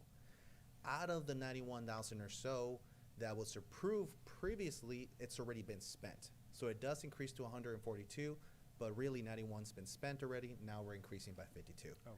We have, just to give you additional information, sought out what we could potentially have something in the future, upgrade this machinery and maybe perhaps get something that's higher definition, less prone to jams. However, a simple upgrade will cost excess of $75,000 to $150,000 for a purchase, and something that's next tier model technology will cost $250,000. So at this time, because funding is not available, it's a lot cheaper to continue with renewal. Or the other option is having a person manually date stamp and scan the envelopes, but then that's additional cost of hiring and labor. Great. Okay, thank you. Any other comment? Okay, what's the will of the board? Move to approve as recommended. Second. All in favor? Aye. Aye. Anyone opposed? 5-0. Okay, now moving on to item 116, Supervisor Gonzalez. Yes. Sorry, Steve.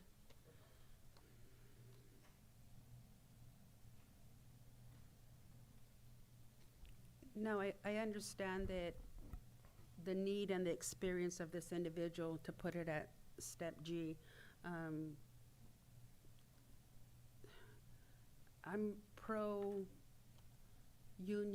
pro-county employees, and there's a consensus out there that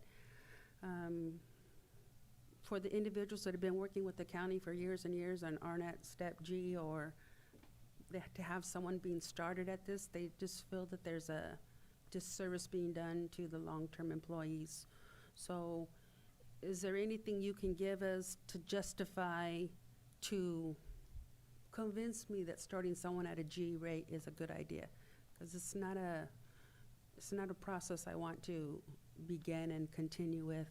And so this is like a one-of kind of a presentation, at least I'm hoping it is. So can you sell this employee to us?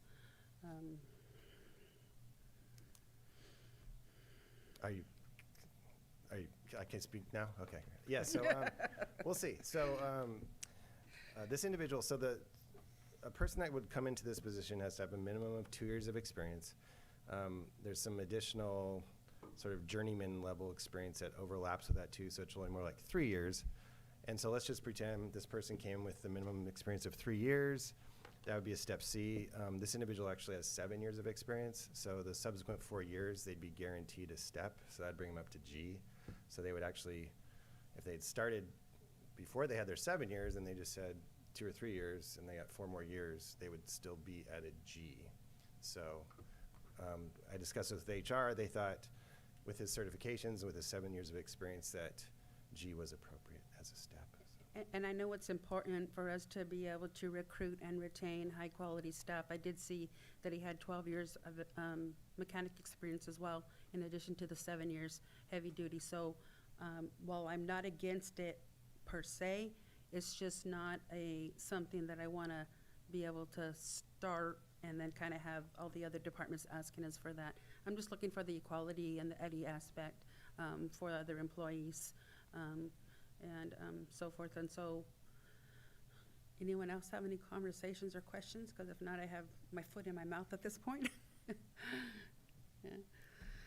All right, then I'm going to reluctantly move to approve, but understand if this starts just a flow of requests from other areas, I'm going to come back and have a conversation with you, okay? Noted. So, move to approve as recommended. Second. All in favor? Aye. Aye. Anyone opposed? 5-0. Thank you. All right. And then the last one, it's also Steve, but we're good. We're good. It's 1.22.